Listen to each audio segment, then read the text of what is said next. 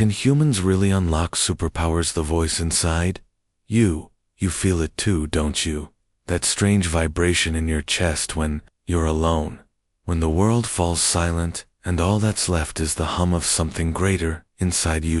Always suspected there was something different about you. Something waiting just under the surface. Not a fantasy, not a comic book. Power not something made up, but something ancient, something hidden, something real. And no, this isn't a story about heroes in capes or glowing eyes. This is about the real superhuman potential locked inside the folds of your DNA, inside the soft machinery of your brain, inside the memory of your bloodly name. Not here to sell you magic. I'm here to remind you of something you've already felt, but couldn't explain. A fire that science avoids and society mocks. But deep down you've known it's been watching you, waiting for you to wake up. So don't look away. Now, not from this, not from me. Because by the end of this journey, you won't be the same person who pressed play. Remember who you were meant to be. You're listening to Mind Scramble. Let's begin. The ancient code, buried in your blood, hidden beneath the layers of your skin, beyond the muscles you move without thinking, and deeper than the veins that carry your pulse. There is code, not just genetic instructions, but a silent library of everything your ancestors once were, and could become again. Inside every one of your cells is a whisper of abilities long lost. Traits that may have been activated in ancient times, when the earth was wilder, when instincts ruled, when consciousness was sharper, when our fears weren't traffic or emails, but beasts, or the silence of the night. Science calls it junk DNA. Nearly 98% of your genetic code has no identified function. But what if that's not junk? What if it's a locked vault waiting for the right mental key? A key you might have brushed past in your dreams without knowing. Some cultures believe that specific chants, or breathing patterns, or states of emotion can actually alter how this dormant code expresses itself, as if the right frequency, the right state of consciousness could pull your blood into new shapes of potential. And if that's true, then you don't need to add anything to become powerful. You just need to remember how to turn it on. The forgotten children who lifted cars. There are stories buried in police reports, news clippings, and dusty hospital archives. Stories that doctors can't explain, and that witnesses whisper about but never understand. Child pinned beneath a car, a mother screams, and suddenly she lifts the entire vehicle with her bare arms, without training, without muscle mass, without warning sights. Calls it hysterical strength, but that's just a label, not an explanation. What if it's a momentary awakening, when fear and desperation push past the brain's limiter, unlocking the true force hidden within your bones? Now, ask yourself if fear can break the seal and unlock that strength for a few seconds. What could focus, discipline, and training unlock permanently? What if your muscles aren't weak? What if your mind is the only thing preventing them from unleashing the full voltage of what they're capable of? And what if, just maybe, the right emotional trigger could turn you into something you were never taught to become? The sixth sense you already use. Have you ever felt someone staring at you from behind and turned around to catch their eyes? Have you ever walked into a room and just known something was off? Like your skin could think, like your gut could see. We've been taught that we only have 5 senses. But what if that's a lie of simplicity, a convenient half-truth for easy textbooks? Neurologists now believe that humans may have over 20 different senses, from proprioception, your awareness of your body's position, to chronoception, your sense of the passing of time, to magnetoreception, the ability to sense the Earth's magnetic fields. Your body might already be tuned into signals you've been trained to ignore. Whispers of electromagnetic fields, vibrations in the air, chemical changes in other people's sweat that you can detect without knowing. In ancient times this was survival. In modern times it's labeled overthinking or anxiety. But what if that anxiety is just a rusty sixth sense begging to be sharpened, a blade dulled by comfort? Not a flaw, but a forgotten gift. The deep breath that shocks your nervous system awake. What if I told you that your breath could make you stronger, colder, faster, more aware? Not metaphorically, but biologically there. A man named Wim Hof, a Dutch athlete who can sit in freezing temperatures 4 hours without getting hypothermia, climb snowy mountains, shirtless control his immune system with thought, and teach others to do the same how, through breathing. His method activates your parasympathetic and sympathetic nervous systems in a loop, shocking your biology out of autopilot and into overdrive. Adrenaline spikes, immune responses sharpen, the cold becomes warmth, and it's repeatable, which means it's not superhuman, it's human potential that's been sleeping, which means you could do it too, not in theory, but in practice. Right now, with breath alone, your lungs were never just for survival. They were a switch, a manual override, and you've had your hand on it your whole life. The monks who slow down time. There are monks in the Himalayas who can slow their heart rate at will, dry wet sheets on their skin using only body heat, and sit in the snow until it melts around them. When scientists measured their brain waves, they saw something terrifying: gamma activity, the kind associated with hyperfocus, clarity, bursts of insight, active across their entire brains, not just one section. This isn't peace, this is power disguised as stillness, the kind of control that rewires the nervous system, making the impossible not just possible, but natural. And they don't do it through tech or machines or drugs, they do it through silence and repetition, through meditation that goes so deep it folds time inwards. So if silence can turn a mind into a weapon, what else can you change with nothing but thought too? Don't need powers, you just need practice. The forgotten language of DNA. Oh, you, our ancestors, believed that the body could speak long before we had words for it, the skin twitching before danger, the eyes sensing things behind them, the bones vibrating with unspoken truths. And right now, inside your body, there's a code pulsing, not binary, not data, but something older than technology, older than civilization, the forgotten language of DNA. You weren't taught to listen to it, schools didn't show you, scientists mapped it, but they still don't know why so much of your DNA is silent, dormant, waiting. They call it junk, but what if junk is just the part of the library no one's ever dared open? What if hidden in that so-called nonsense are instructions, blueprints, abilities? Have you ever had a dream where you flew or moved something without touching it, or knew something before it happened? Most people call that imagination, but DNA doesn't imagine, it remembers. In ancient times, monks, mystics, shamans, they activated something they knew, chants, postures, breathing patterns, that unlocked states no lab can recreate. Modern science calls it placebo, but what if belief is just the password, and DNA is the locked vault? Your emotions, your memories, even your traumas, they write into your DNA. Epigenetics proves this. You are not just what your parents gave you. You are what they felt, what they feared, what they survived. So if pain rewrites, you can power do the same. What happens when you flood your body with thoughts of strength, of light, of flight? Does the DNA remember a version of you that could rise above you? See, superpowers might not come from radiation or labs.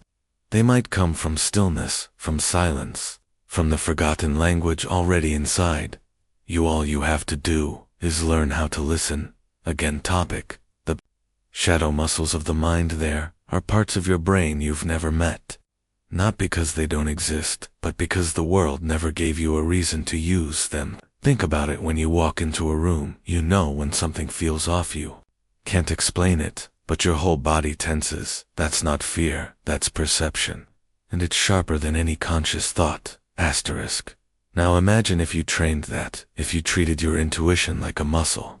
Every day you'd be faster, sharper. You'd read people before they speak. You'd feel lies before they land. These are your shadow muscles. Parts of the mind we were never encouraged to stretch, but they're real empaths, healers, artists. They use them, and what they experience feels supernatural to the rest of the world. Meditation not for peace but for control. Visualization not to relax but to rewire. Discipline not just of body but of breath. These are your tools, and when used consistently, your perception shifts. You stop reacting, you start predicting. That's how powers begin, not with flashes of lightning but with awareness so deep it bends time, it sees threads before they tangle. What if your mind is already a supercomputer and all it's waiting for is for you to stop doubting and start commanding? You don't have to wait for evolution. You are the evolution. You are the edge, and now you know where to start. The topic: the pineal gate. Deep inside your brain there's a tiny gland shaped like a pine cone. The pineal gland, and it's not just some biological leftover, it's the ancient key. Every culture had a symbol for it: the eye of Horus, the third eye, the inner portal. And they weren't being poetic. This gland can sense light even in total darkness. It produces DMT, the spirit molecule, which is released when you're born, when you die, and in the deepest states of dreaming. Why would your body be built to release a molecule that launches you out of reality, unless reality was never what you thought it was? Ancient monks would spend decades awakening this gland through stillness, sound, vibration, diet, and when it activated, they didn't just feel calm, they left their bodies saw across time, healed themselves. Science tries to explain it away, but here's what they can't explain: children born blind describing colors and light during near-death experiences. People under deep meditation, accessing memories not their own, or sensing events before they happen. The pineal gland is not decoration, it's a compass, a gateway, and it might just be the human USB port to the universe. You don't need a lab, you don't need tech, you just need to remember how to go inward, how to tune the antenna you were born with. Close your eyes, focus between your brows, breathe slow, long, quiet, and listen. Not with ears, but with the silence behind your thoughts. That's the key turning. That's the gate opening. You already more than you've been told. Asterisk the whispering geometry of the universe. Everything you see, everything you touch, every breath you take is built on a pattern, a hidden architecture, a sacred geometry that hums beneath existence. The spiral of galaxies, the swirl of hurricanes, the curve of your fingerprint, all share the same shape, the golden ratio, phi, a number without end. Encoded into your body, etched into nature, baked into the stars. This isn't coincidence, this is communication. The universe is speaking in structure, in symmetry, in vibration. Ancient temples weren't just buildings, they were tuning forks. Their walls aligned with the stars, their proportions matched the cosmos, and when you stood inside, you resonated, not metaphorically, literally. Everything vibrates you, the chair beneath you, the molecules in the air. And those vibrations, when aligned, can heal, can unlock memory, can open doors you didn't know were there. You ever get chills from a sound, or feel peace from a shape? That's not emotional, that's biological. Your DNA recognizes truth in forms, in frequencies, in patterns. Pythagoras knew this. Tesla whispered it, Da Vinci drew it, and now you're hearing it too. Are not separate from the universe. You are the universe, speaking in fractals, living in Fibonacci, breathing in sacred geometry. Meditation on a mandala, focus on a flower of life. These are not spiritual toys, they are maps, codes, blueprints of something older than history. So next time you feel out of place, out of sync, go back to the pattern, close your eyes, breathe in the spiral, and remember, you are made of math, and math never lies. Asterisk the time-bending power of human intention. Time feels like a river, but it's not. It doesn't just flow forward, it bends, it folds, it stretches. When you feel joy, it snaps shut. When you feel pain, and most importantly, it responds to you. Every thought you have, every emotion, every deep intention sends out a frequency, not just into space, but into time itself. You've felt it, that déjà vu, that eerie sense you've been here before. That's not a glitch, that's a signature, a times. From a moment your mind brushed against the future. When you focus, truly focus, your thoughts pierce through time, not just predicting, but influencing what is yet to come. This isn't fantasy, it's physics. Quantum mechanics says a particle exists in all states, until observed, until chosen, until intention collapses it into a reality. You are not a victim of time, you are its sculptor. Close your eyes. Picture something so vividly you can feel it, taste it, smell it. Do this with intensity. Do this with faith, and time begins to rearrange paths. Appear people show up doors, unlock that were never built. Not magic, it's resonance, your internal frequency echoing into the fabric of the universe, changing the rhythm of what comes next. In the Himalayas, shamans in the Amazon, even scientists with EEG machines have seen it. The mind does not just remember the past, it constructs the future, so be careful with what you think, because every idle fear, every quiet hope is a not just living in time, you are building it thought by thought, second by second, this moment right now. It's not just happening, you chose it, and the next one. You'll build it to unlocking telepathy, the silent language of the mind, they say. Silence speaks louder than words, but what if I told you your silence is already speaking to others? To the world, and even to minds that aren't your own telepathy. It's not fiction, it's forgotten. Have you ever walked into a room and without a word felt the tension, or the joy, or the fear? That's not imagination, that's reception. Your brain picking up frequencies beyond sound. Your thoughts are not trapped inside your skull. They radiate like radio waves, like light. Invisible, but real. The heart emits an electromagnetic field several feet beyond the body in your brain. It's a transmitter and a receiver when you think of someone, and they call when you sense something's wrong. And that's telepathy on a whisper, barely audible, but present. And it gets louder when you quiet the noise, when you stop scrolling, stop rushing, and listen to that hum behind your thoughts. In ancient tribes, they didn't speak for hours, they meditated, they connected mind to mind, emotion to emotion. Modern experiments show synchronized brainwaves between people, meditating together, between twins across continents, even between strangers when intention is clear and emotion is pure. It's not about reading minds, it's about feeling truth, a mother sensing her child's pain miles away, a friend knowing you're not okay even when you smile. That's not coincidence, that's connection. You've had the power all along, you've just forgotten the language. So try it. Think of someone not with words, but with feeling and wait till see the reply comes not in words, but in a feeling that says, I hear you, I feel you, I'm with you. The hidden reservoir. What if humans used 100% of their brain? You've heard the myth we only use 10% of our brain, but let's imagine not whether it's true, but what if it was? What if something's holding you back, not because you're limited, but because you've been conditioned to believe you are? Imagine unlocking every corridor, every memory, every emotion, every potential action, all at once. The mind is not a filing cabinet, it's a universe folding in on itself. With stars of intuition, galaxies of memory, nebulas of empathy, and black holes of fear. What if you could access it all? No filters, no suppressors, just pure, uncut cognition. You'd speak all languages, because deep inside language is pattern, and patterns are what your neurons love. You'd feel time, not just in the ticking of the clock, but in the expansion and compression of memory, the way a moment stretches in danger and disappears in joy. You'd stop forgetting and start remembering not just your life, but what your ancestors felt, what the world has whispered through generations. Pain wouldn't be just pain, it would be data, guidance encoded. Survival fear wouldn't control you, it would serve you, because you'd see through it, decode it, and redirect it. Your body would follow your thought, not slowly, but instantly, because thought would no longer be separate from action. You'd run faster, heal faster, react faster. Creativity wouldn't be rare, it would be breath. Ideas wouldn't come and go. They'd collide, explode, multiply every second. A new invention, a new connection. And empathy, it would no longer be a skill, it would be your default. You'd feel others as clearly as you feel yourself.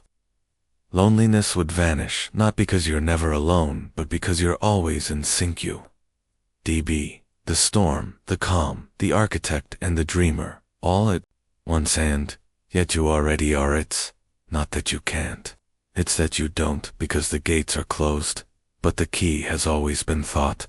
Deep thought, unfiltered, attention-focused, silence. So, what if you tried not to unlock the whole brain at once, but just a little more each day, each breath? The frequency of flesh. Can sound give you superpowers? Close your eyes and listen not to the noise, but to the quiet underneath your body hums. Not metaphorically, literally. You are vibration from your heartbeat to the electric whispers in your brain. Every organ, every cell has a frequency, a tone, a song of its own, and what if you learned to tune it not with magic but with resonance? Imagine a room where the right frequency could make glass shatter now. Imagine that same principle inside you. Could you heal faster by humming in harmony with your cells? Could you break habits by disrupting the pattern of thought before it completes? Your bones respond to vibration, your muscles relax or tense to rhythm. Your brain bathes in waves, alpha, beta, theta, gamma. These aren't just charts in a science book.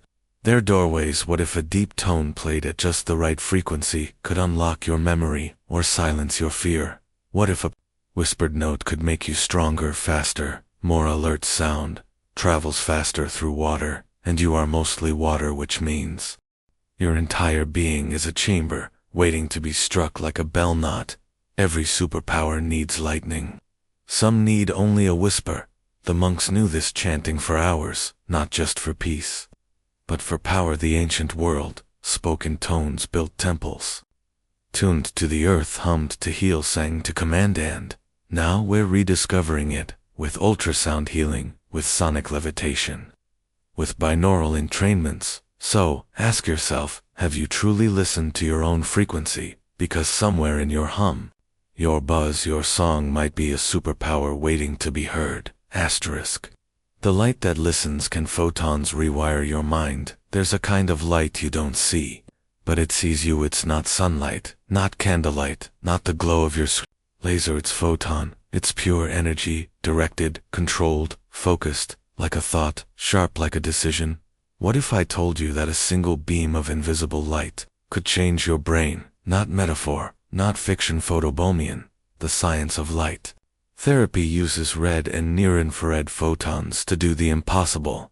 Not just warm you, but wake you, heal your neurons, sharpen your cognition, lift the fog that drapes over your mind like winter. You sit under this beam and something happens. Your mitochondria, those tiny engines inside your cells, drink it up like morning sun. They ignite. TP, the currency of life, explodes in productions. Suddenly your brain, that sluggish lump of doubt and delay, starts to hum like a machine finding its purpose. People have walked into clinics with trauma, memory loss, fatigue, and walked out with clarity, as if light had reached in and turned on a switch that was waiting in the dark. But that's just the beginning. What if the light didn't just heal? What if it could enhance, make your memories sharper, make your focus deeper, make your emotions steadier? Imagine wearing a simple band on your forehead or sitting in a chair, and a beam of structured light crosses your skull, touches your neurons, and says, wake up. You didn't evolve with lasers, but your body recognizes it anyway, because light is the language of life from the first moment. Your DNA sparkled into existence to now you are made to respond to it. Not all superpowers glow, but some are born in beams. So, the question is, are you ready to step into the light? Asterisk, the pulse that thinks. Can magnetic fields give you new thoughts? There's a rhythm in your brain, a quiet drumming, a pulse you never hear, but it guides everything you do.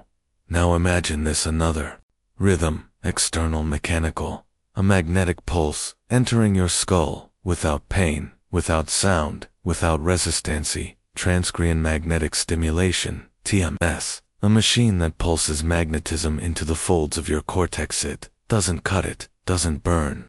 It just speaks in the language your neurons understand. Electricity. Every thought you've ever had was an electric spark. Every decision, every fear, every dream, a flicker in the neural storm cell. What happens when we place a coil near your head and introduce a new beat? We aren't guessing, we're tuning, we're shifting brainwaves.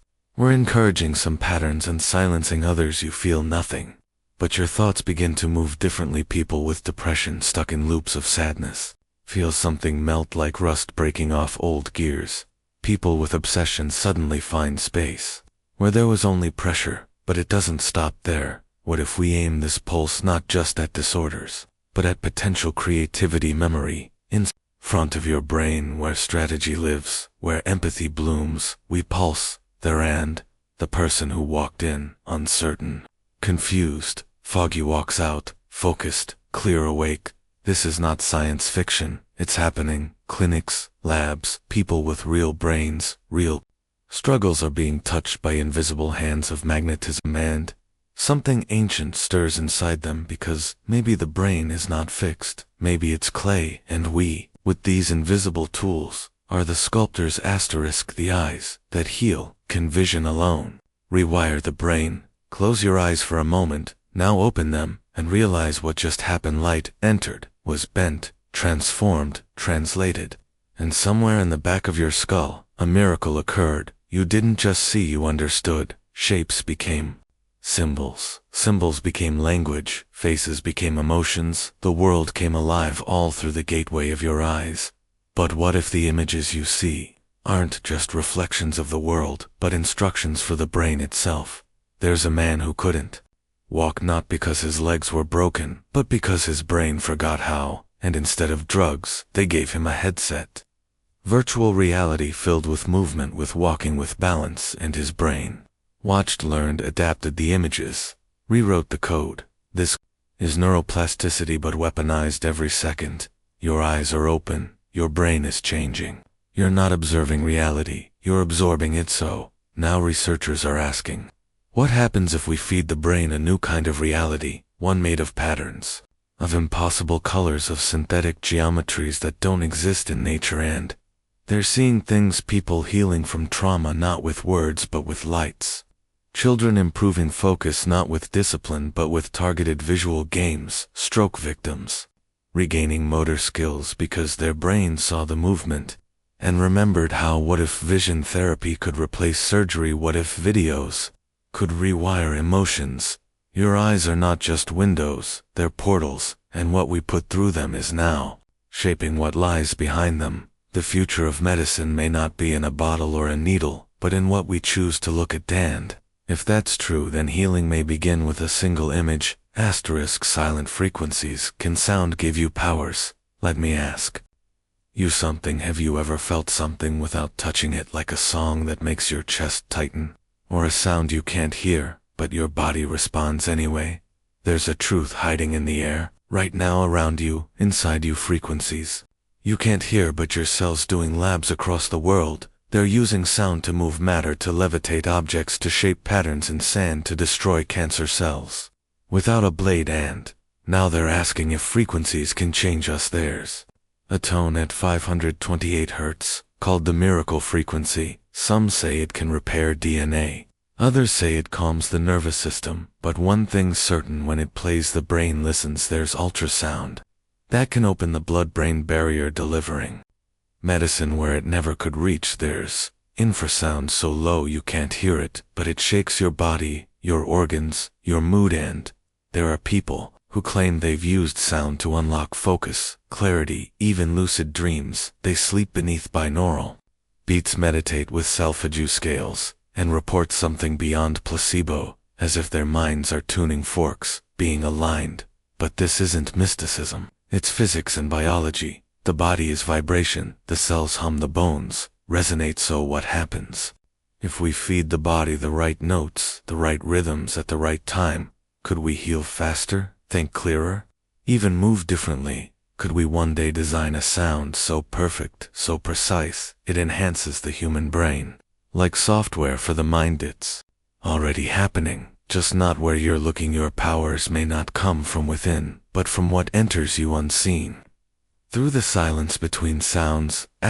Memory transfers. Can skills be uploaded into the brain? Let me grab your attention with something strange. A piano player sits down, hands trembling, never played a note in their life, but somehow they play Beethoven perfectly, eyes wide, tears streaming. What just happened? No, it's not magic, it's not reincarnation. It's a glimpse of something real, something scientists are starting to test, and it's called memory transfer in labs. They've taken trained mice that know how to run a maze, extracted molecules from their brains, and injected them into untrained mice. Guess what happened? The new mice ran the maze without ever learning its skills.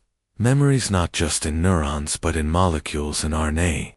Think about that skill stored chemically like a USB drive of experience that can be plugged into another brain. Researchers have already begun using brain-machine interfaces to transfer flight simulation skills from one person to another through electrical pulses, and the result is faster learning, as if the brain already knew. This changes everything. What if you could learn languages in an hour, or martial arts in a day? Just download the pattern, feed it to your nervous system, and go. Sound like science fiction? It won't be for long. The US military, DARPA, they're investing millions into transcranial stimulation, trying to enhance soldier reflexes by tapping directly into learning centers. Brain isn't just an organ, it's a network. It's programmable. So, what if one day a headset could install courage, patience, empathy, or even genius, not by training but by injection? By signal, by code. Maybe your future power isn't about effort, but access, and maybe someone out there already has the file, just waiting to share it. Real life telekinesis. Can the mind really move matter? Close your eyes for a second. No, really do it now. Imagine a candle flame flickering, no breeze, no breath, just you and your mind. And then the flame bends, not fiction, not fantasy, but something that's already happening. You cross the world in secret labs and open patents. Researchers are decoding the bridge between thought and physical motion. They call it BCI, brain-computer interface. But what it really is telekinesis, thought alone. Used to fly drones, move robotic arms, even type on screens. No hands, no muscles, just pure intention, measured in electrical whispers from your neurons. If we can move machines, why not move matter? You've seen spoon benders, stage tricks, fakes, but some were never explained. In 2004, a Russian teen was recorded moving objects, small ones, plastic, paper, needles. By just staring, her brainwaves showed massive spikes in focus, theta waves off the charts. Skeptics screamed fake, but physicists quietly watched, then walked away disturbed, because the rules of the universe don't forbid this. If particles can entangle, if atoms respond to observation, if your consciousness collapses a quantum state, then why can't it push? Telekinesis isn't about lifting cars. It's about interaction, small, precise, microscopic enough to trigger a switch, to set off a cascade, to unlock a lock. And once you control the small, the large. ABBA scientists, in 2023, developed brainwave two-light systems, allowing test subjects to dim and brighten LEDs from across the room with nothing but thought. The signal was faint but real, and if we amplify it, focus it, train it, what happens? Next, you sitting alone, eyes open, and suddenly, a page turns, a glass tilts, a key slides across the table. Will the world believe will they be too scared to try it themselves? But you'll know, because you'll feel it, the moment your mind touches the world. The hidden DNA code that scientists can't explain. You think you know your body. Helix strands, double spirals, ATCG, the basic alphabet of life. But what if I told you there's something else buried inside your genome, something that science didn't write and evolution didn't explain? They call it junk DNA because they don't know what it does. Over 98% of your genetic code isn't used to build your body, not for organs, not for muscles, not even your brain, but it's there, coiled, silent, like a book written in a language we've never learned to read. And every now and then, a line activates out of nowhere. Your cells react. A burst of regeneration, a change in immunity, a sudden shift, like something ancient reawakens. In 2020, researchers discovered a region in human DNA that doesn't match any other species. Not chimps, not apes, not mammals. It's just they're no ancestor, no chain of mutation. It's as if someone inserted it deliberately, and that region connects to brain development, to abstract thought, to pattern recognition, to dreaming. That's right, because some scientists now believe junk DNA isn't junk, it's dormant, a library of potential abilities that we haven't evolved into yet, or maybe abilities we once had but lost. And here's where it gets dark. Some of that DNA matches sequences found in ancient viruses from hundreds of thousands of years ago, viruses that don't exist anymore. But they left something behind, instructions, or maybe triggers. What if your DNA is a message encoded, waiting for a signal for a condition? For a moment, and when it activates, you don't grow wings or shoot lasers. No, you see patterns. Others. Don't you move with impossible reflexes. You heal. You learn new skills in hours, not months. You become more, and maybe that's already happening in people who are labeled as geniuses, outliers, prodigies. What if they're just early act? The rest of us are still loading asterisk. The people who never sleep and never go insane. There are stories, real stories of people who haven't slept, not for days, not for weeks, but for decades. They're not broken, they're not dying, they're not hallucinating. Theory awake always. Meet Al Herpin, born in the late 1800s. He claimed he never slept. Doctors observed him for years. They couldn't find any record of sleep cycles, no REM, no slow wave activity, nothing. But he was fine, sharp, calm, even energetic. How one theory suggests that some people have brains that shift tasks so rapidly they microsleep while awake, milliseconds at a time, just enough to reset the system while keeping their eyes open, while holding a conversation. Here's where it gets strange. Some of these people say they don't feel tired at all. Not ever. They say sleep is a lie, a flaw in biology, a crutch for slower minds. They believe they've evolved past it. In rare cases, brain scans support it. Instead of shutting down at night, their brains shift into something else, an always-on mode that's usually triggered only during near-death experiences or moments of extreme trauma. But they live in that state. Some call it hyper-awareness, others call it the watcher states, as if their consciousness floats just slightly above the body, able to observe all things without needing to rest. But the more chilling stories come from those who did sleep then suddenly stopped after a head injury, or a lightning strike, or intense meditation, or nothing. And they say the moment sleep left, so did fear. They stopped worrying, stopped aging quickly, stopped dreaming, because they were now inside the dream. One woman in India reported 48 years without a single nap. She didn't even blink. Slowly, her heartbeat stayed perfectly rhythmic, no breakdown, no dementia, no madness. But she reported a strange side effect. She began seeing moments before they happened, only small things, a cup about to fall, a phone call, a name that would be spoken.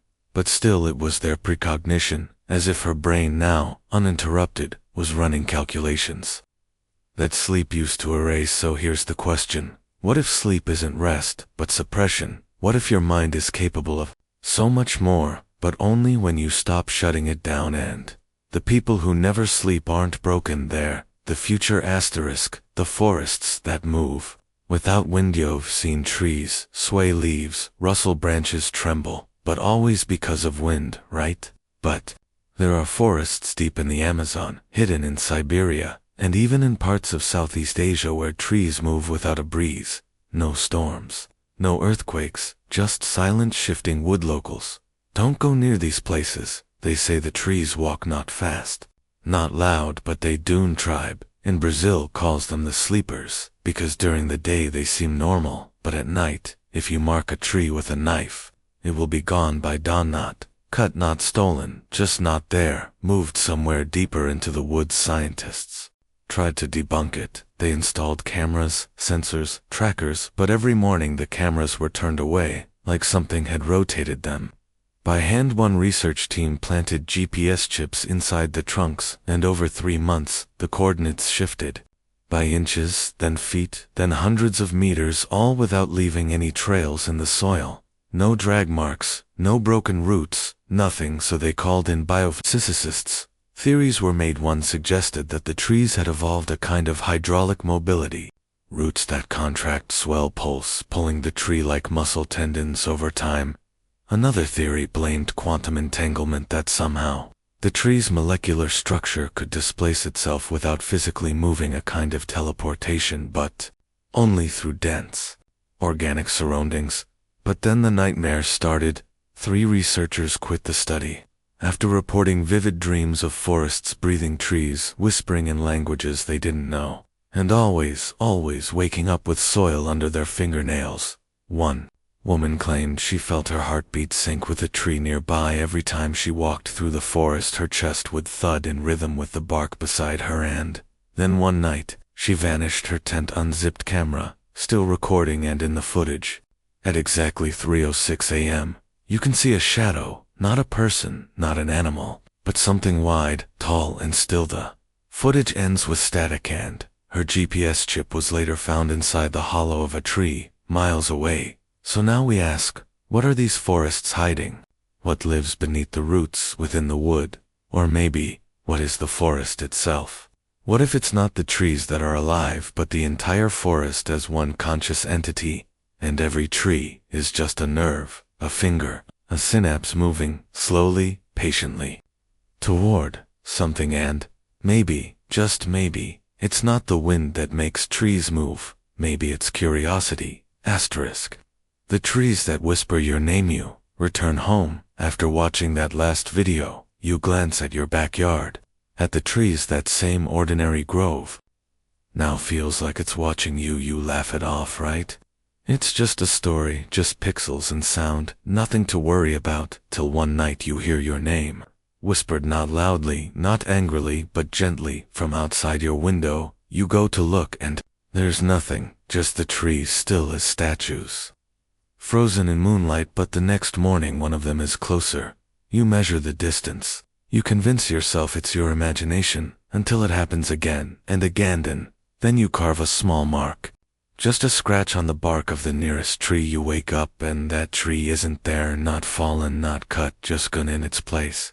A fresh patch of dirt, still soft, still damp, still breathing. You check the other trees, and one, just one, now bears your mark, but it's 30 feet away. And that night, you hear the whisper, again closer, this time just outside your door, still soft, still gentle. Set up cameras, infrared motion sensors. You stay awake, eyes wide open, heart drumming in the dark, and at 3:06 a.m., there it is again, that silhouette, not shaped like a human, not shaped like any animal. It doesn't walk, it doesn't crawl, it unfolds, tall, thick, branch-like limbs stretching, groaning softly like old wood bending, and then it speaks, but not with words, with feelings, impressions, memories that aren't yours. You remember things you've never seen, ancient fires, stone tools, laughter around a prehistoric fire, and always the trees, watching silently. It tells you, you were once part of it. Before memory, before skin, you were root, and now it's calling you back. You blink, and you're outside barefoot, in the grass, the door behind you still closed. The trees are all around you, and for the first time, they don't seem like trees, they seem like people watching, waiting, reaching in. You don't want to run, you want to listen, because when the forest whispers your name, you realize it's not speaking to scare you, it's speaking because it remembers you and it wants you to come home, asterisk. The roots that remember you haven't stepped outside since. Not really, not after that night. You've been watching them, the trees, but something's changed.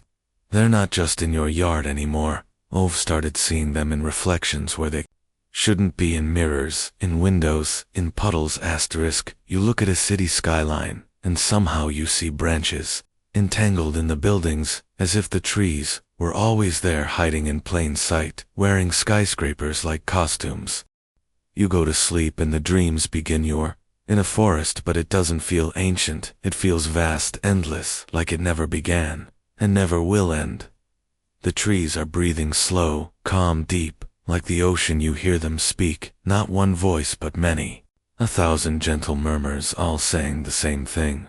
Remember, remember, remember. You start remembering things again, but they're not your memories, they're the foresight. You remember the first storm, the first spark, when lightning kissed a tree and lit the world. You remember when wolves were still gods, and humans knelt at the roots, not to worship, but to listen. And then you wake up and find dirt in your sheets, twigs in your hair, and leaves on your floor. You didn't go outside, did you? You check the cameras again. There's footage, but not of you sleepwalking, not of anyone, just trees watching, waiting, and in one frame, one single frame, you see a face in the bark. Your face staring out, as if it had always been there, as if it was never yours to begin with. You Go to a doctor, they say. It's stress, overwork, maybe dissociation.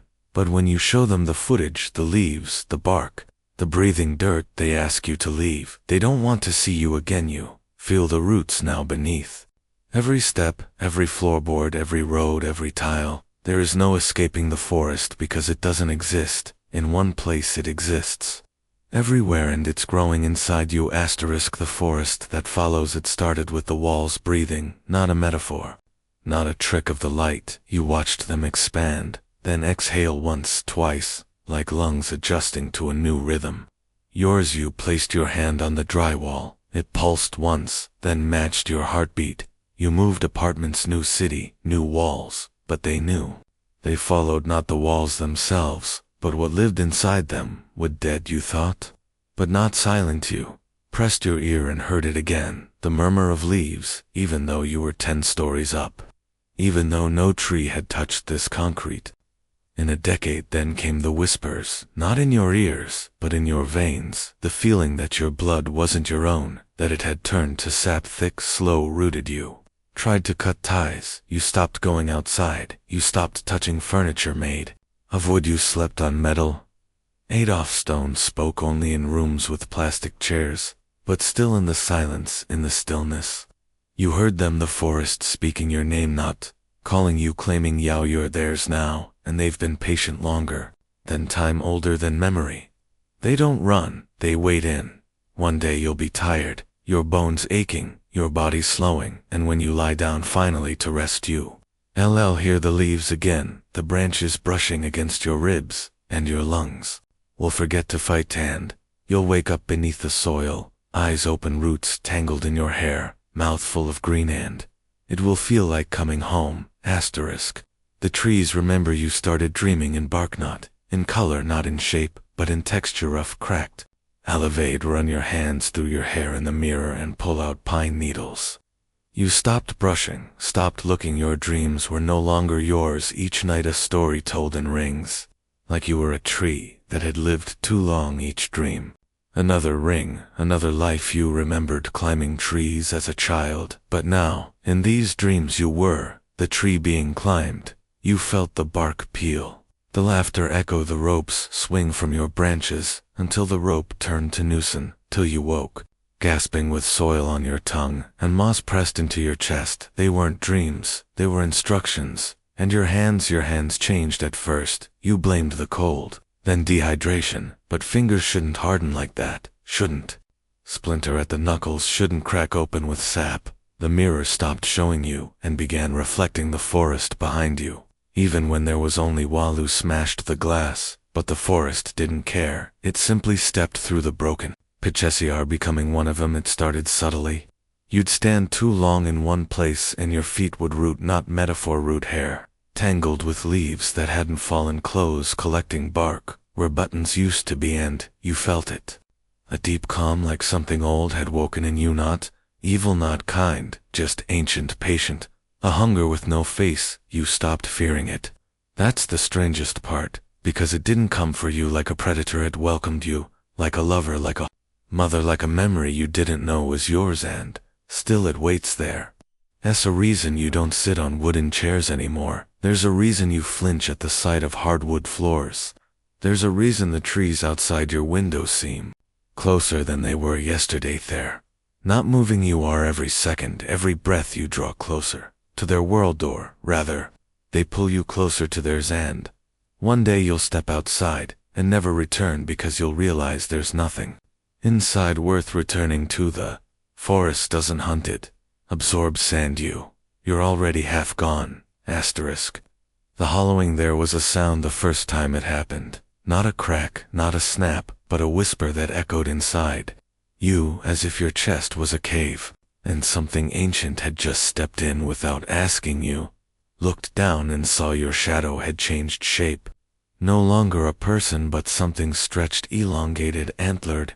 You tried to scream, but the sound caught, because there was no breath, only wind, like the trees had started breathing. For you went to the doctor. He tapped your chest with cold fingers, furrowed his brow, said your heartbeat sounded distant, like it was echoing through wood. You laughed, said it was probably nothing, but when He listened again. He dropped his stethoscope and whispered, "This is not a heartbeat, the tree that wears your face somewhere. Deep in the forest, there is a tree with your face carved into it, but it's not carved, not really, because it moves when you move. When you smile in your sleep, its bark cracks into a grin. When you cry, it drips sap so bitter it kills the ground below it too. They never seen it, but you know it exists, because every time you blink, you get a flash of it standing watching, and it breathes slow, deep, like the ground itself is alive, and it's waiting for what you don't know. But every night, it grows closer, not by walking but by remembering you, pulling your memories through the soil, threading your dreams into its branches. If you listen closely, you'll hear your own voice, calling from the woods, calling you home. Aove, been here before, not in this life maybe, but in the ones before, in the lives where you were sap, then seed, then something taller than houses, taller than grief, taller than forgetting. There's a reason you're drawn to the smell of wood smoke, to the rustle of leaves, when no wind is blowing, to the way certain names echo through you. Though you've never heard them spoken aloud, you've left carvings in trees that don't exist anymore, whispers folded into the bark like love letters to the next life, and now they're being read back to you because the forest never forgets. It archives everything, every breath, every scream, every goodbye you didn't get to say, and now it's time to return, not in fear, but in recognition, because the path through the trees is not leading you away, it's leading you back. Asterisk. The path that remembers your steps. You didn't choose this trail, it chose you. Long before you were born, before your name had shaped, before your skin knew light. Each time you walk it, the roots seem to shift just slightly. The leaves hush themselves, the fog pauses mid-breath. Because it knows you, knows how your footsteps fall slightly to the left, how you hesitate at every fork, like your bones are trying to remember something your mind won't. You think you're lost, but you've never been more found. The moss beneath your feet is the same moss that once lined your cradle. The bend in the trees ahead is the same curve your mother's hands made when she held you for the last time. You say, "I don't remember," but the forest does. You say, "This can't be real." But the air carries your old laughter, the kind from when you were still whole, and with every step the path gets clearer.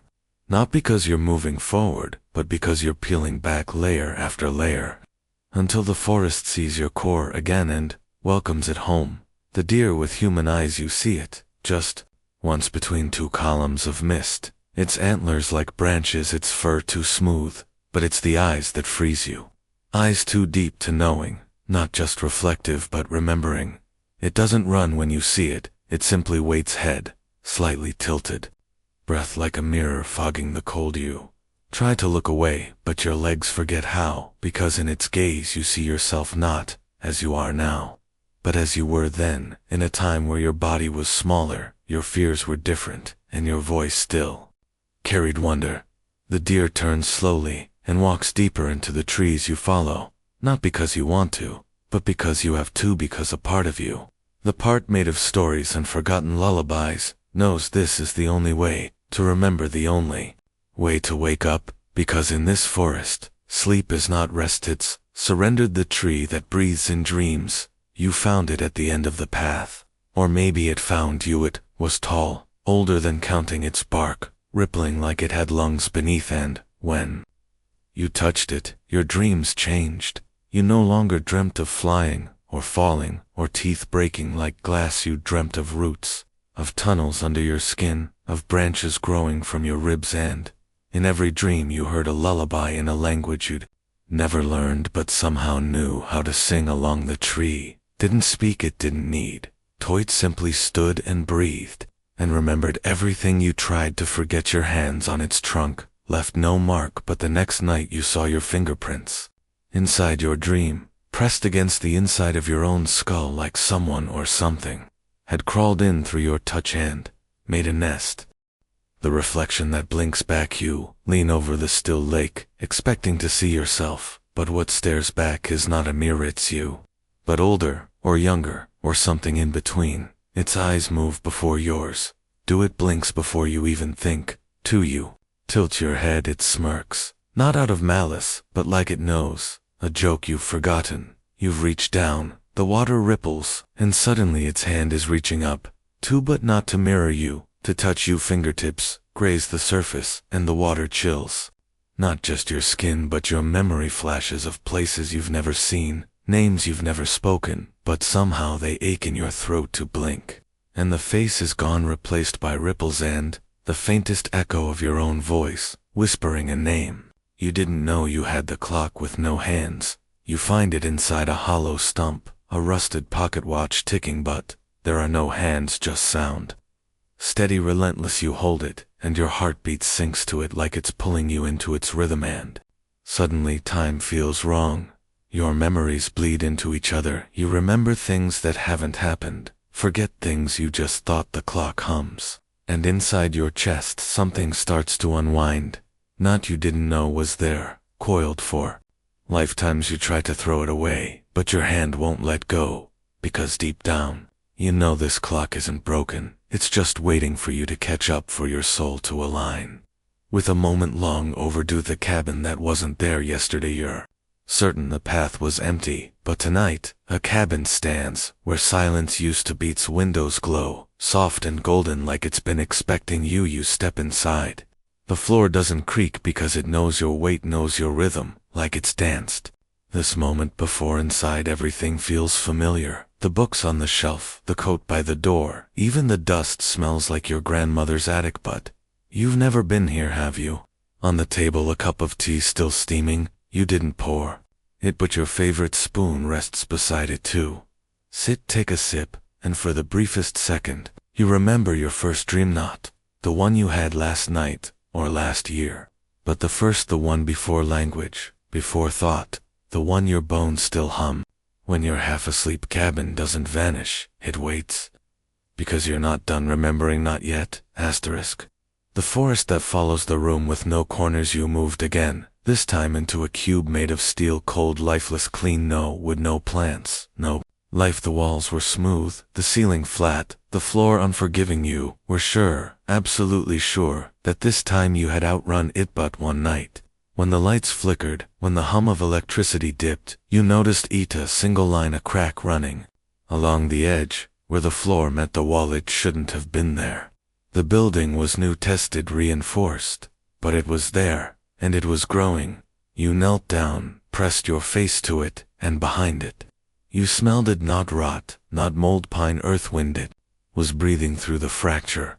You sealed it with steel, bolted it shut, poured resin and paint and fire, but the crack returned, not just one, dozens, each forming a pattern, a root system sprawling, branching, spreading. One night, the corners vanished, the geometry was wrong. What once was a square became a curve. You walked in circles, hours, days. Time slipped. You slept but never rested, aching in your spine, something pressing from within, wanting to burst out. You stopped eating. The hunger wasn't in your stomach anymore, it was in your hands, in your teeth, in your fingernails. You began to scratch the walls, not to escape, but to dig. You didn't know why, but it felt right. One day you woke up, covered in bark, asterisk. The stranger made of bark tried to scream, but your voice cracked like dry wood. Splinters fell from your lips, your tongue heavy, stiff, tasted like sap. In the corner of the knot room, the place where geometry once obeyed, a figure stood. You hadn't seen it arrive, it hadn't knocked, it hadn't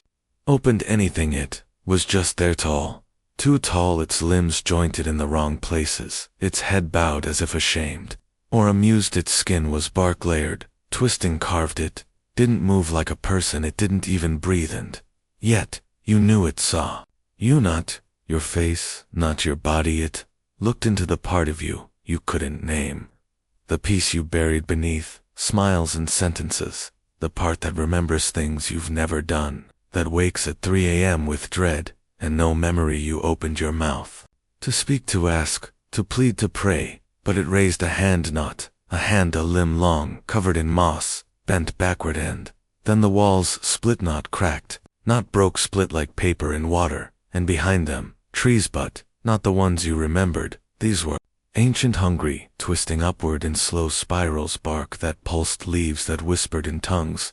The stranger stepped aside, inviting you in, no words, no command, just a tilt of the head, and something inside you moved forward, not your body, but something older, something that had roots, asterisk whispers carved into the trees. That moment you stepped through the tear in reality, the air changed. It didn't just feel different. It tasted like memory, like childhood fever dreams, like something your ancestors once feared in the dark. Every tree had eyes not open, not blinking, but aware. The bark bore symbols not written, not etched, carved by thought. Every letter pulsed with warmth, as if the tree remembered the hand that once touched it, as if each mark was a sentence whispered to the forest. You reached out, fingers trembling.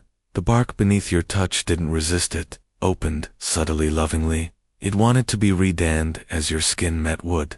You heard it not in your ears, but in the marrow of your bones. Voices stacked on top of each other, layered like fallen leaves, some screaming, some praying, some whispering secrets no mouth should form. One voice rose above the rest. It sounded like you, but not you. Now you, at 6, crying because the lights wouldn't turn on, calling for a mother who never came, calling again and again. You pulled your hand away, but the mark stayed on your palm, burned like a brand made of memory.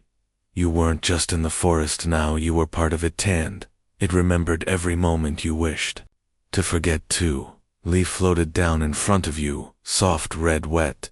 There were words on it. You leaned closer, and what you read was your own voice, writing your future only. It wasn't a future you remembered, choosing asterisk the path that grows behind you every step. You took forward, the forest behind you changed. It wasn't the same path you came from, it was new, and yet it was built from you. Every footfall left no footprint, but it left a memory, a decision you'd made, a face you'd forgotten, a guilt you thought had finally died quietly in your chest. You looked back once, just once, and you saw your bedroom, not in the real world, but built into the trunks. The colors of your bedsheets on the leaves, the shape of your childhood mirror, and the knot of a tree, the sound of your alarm clock in the wind. Then it vanished the moment you blinked, gone like it had never existed. But the sense of being watched didn't vanish. It thickened like breath held in the mouth of a god. The forest was aware of your doubts, and it was building itself out of them. You realized something horrifying. The path behind you wasn't a way out, it was a reflection, a mirror of every reason you came in here in the first place. Grief, regret, hope. You weren't walking through trees, you were walking through yourself, and every branch above, every root below, every whisper on the bark was a version of you, trying to warn you, or worse, trying to become you. Again you kept walking, not because you were brave, but because you understood. Now if you stopped, you wouldn't stay still, you'd turn back into who you were before, and the forest wouldn't just allow it, it would celebrate it, and that was more terrifying than any monster it could ever hide. So you moved forward, and you whispered back to the leaves, seem not who I was, and the forest answered back, not yet asterisk the sleeper. Jin, you ever feel something inside you that shouldn't be ignored? A kind of static in your chest, a pressure in your fingertips, like your body knows something you don't. Maybe it's not imagination, maybe it's something ancient buried in your DNA. Waiting, scientists have found what they call junk DNA, long strands of genetic code with no current function. But why would evolution keep garbage? What if it's not junk? What if it's dormant, like a seed, waiting for the right kind of storm inside you right now? There could be instructions to run faster than sound, to heal in seconds, to control things with thought, to see across time, all locked, all sleeping. Some tribes believe that dreams are not illusions, but access points to abilities, to memories that don't belong to this lifetime. Maybe those flashes you see in your dreams where you're flying, or fighting, or lifting the earth, aren't fiction. Maybe they're reminders of who you were, or who you were meant to become. And the question isn't whether superpowers are possible, it's whether your mind can believe enough to wake them up. That tingling you feel, that rush you get when adrenaline hits, that isn't random, it's the door, just slightly opening. You just haven't stepped through yet. The adrenaline. Kill it. Me ask you something. Have you ever lifted something heavy when someone's life was on the line? Reacted faster than you thought possible? Felt pain disappear when something inside you refused to quit? That's adrenaline, but it's more than a hormone. It's a key, And when the body is flooded with it, the rules change, muscles act stronger, perception sharpens, time slows down. People have punched through walls, lifted cars, dodged bullets, not because they trained, but because something unlocked it. In all of us, every single one of us. But society teaches us to be numb, calm, civilized, What happens when someone learns to control adrenaline like a switch, when someone learns to activate the key on command? That's not science fiction, that's discipline, that's breathwork, that's neural conditioning, that's step one, to becoming something else. And the scariest part, most people are too afraid to even try. The lab of the future picture? This a dimly lit room pulsing with the hum of machines, a figure suspended in a tank of fluid monitors tracking every neuron, every twitch, wires embedded in skin, eyes closed, but inside their brain, a storm is raging. Is not a movie, this is happening right now in labs across the world, from DARPA's classified experiments, to Tokyo's cognitive enhancement trials, to Russian depth brain stimulation chambers. They re-unlocking memory recalls so vivid it's indistinguishable from reality. They're testing drugs that turn fear into focus. They're developing implants that allow the mind to move robotic limbs, not with buttons, but with thought. What does that mean for us, for you? It means we're closer than ever to bypassing the biological restrictions we thought were permanent. It means the line between man and myth is dissolving fast, and the most dangerous part is that only a few are waking up to it. Neuroplasticity, the secret you were never taught to. Were taught that the brain forms in childhood, that after a certain age, you can't change, can't learn faster, can't improve your intelligence or reaction time. But they lied. The brain is not a stone, it's a river, and with enough focus, enough repetition, you can reshape it, rebuild it, rewire it. There are monks in Tibet who can slow their heartbeat, control body temperature with thought, enter altered states of consciousness at will. That's not magic, that's training. They've reshaped their minds like swords forged in fire. In the West, we call it neuroplasticity.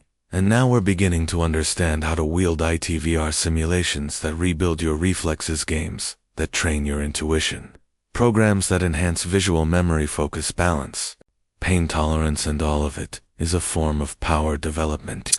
2. Don't need radioactive spiders, you need patience and belief. The human aura, science behind the invisible. Close your eyes for a moment, not in fear, but in stillness. Feel the skin on your arms, the air around you, the static before a lightning storm, the warmth of a person who walks too close. That's not imagination, that's energy for centuries. Mystics called it the aura, a field of energy that surrounds the body. They said it reflects emotion, intention, health. And now, for the first time in history, science is catching up. At Princeton, at MIT, in underground labs with no names, they've found measurable electromagnetic fields radiating from the heart, from the brain. They've used squid magnetometers to track the pulses. They've seen patterns shift with anger, with grief, with joy. You think your thoughts are trapped in your skull, but they ripple out through frequencies invisible but real, like radio waves you can't hear unless you tune in. And if thoughts can radiate, then thoughts can influence not just your body, but your surroundings, other people, events, possibility itself. What if the power to bend the world was hidden in your focus, your emotion, your stillness? This isn't about fantasy, it's about physics, magnetic power of the heart. Forget everything you thought you knew about power, because your heart, that simple muscle, is the most powerful electromagnetic generator in your body. Creates a magnetic field 60 times stronger than the brain. It pulses rhythmically, influencing cells, signals, decisions. And now, with machines that measure heart rate variability, we've discovered something stunning.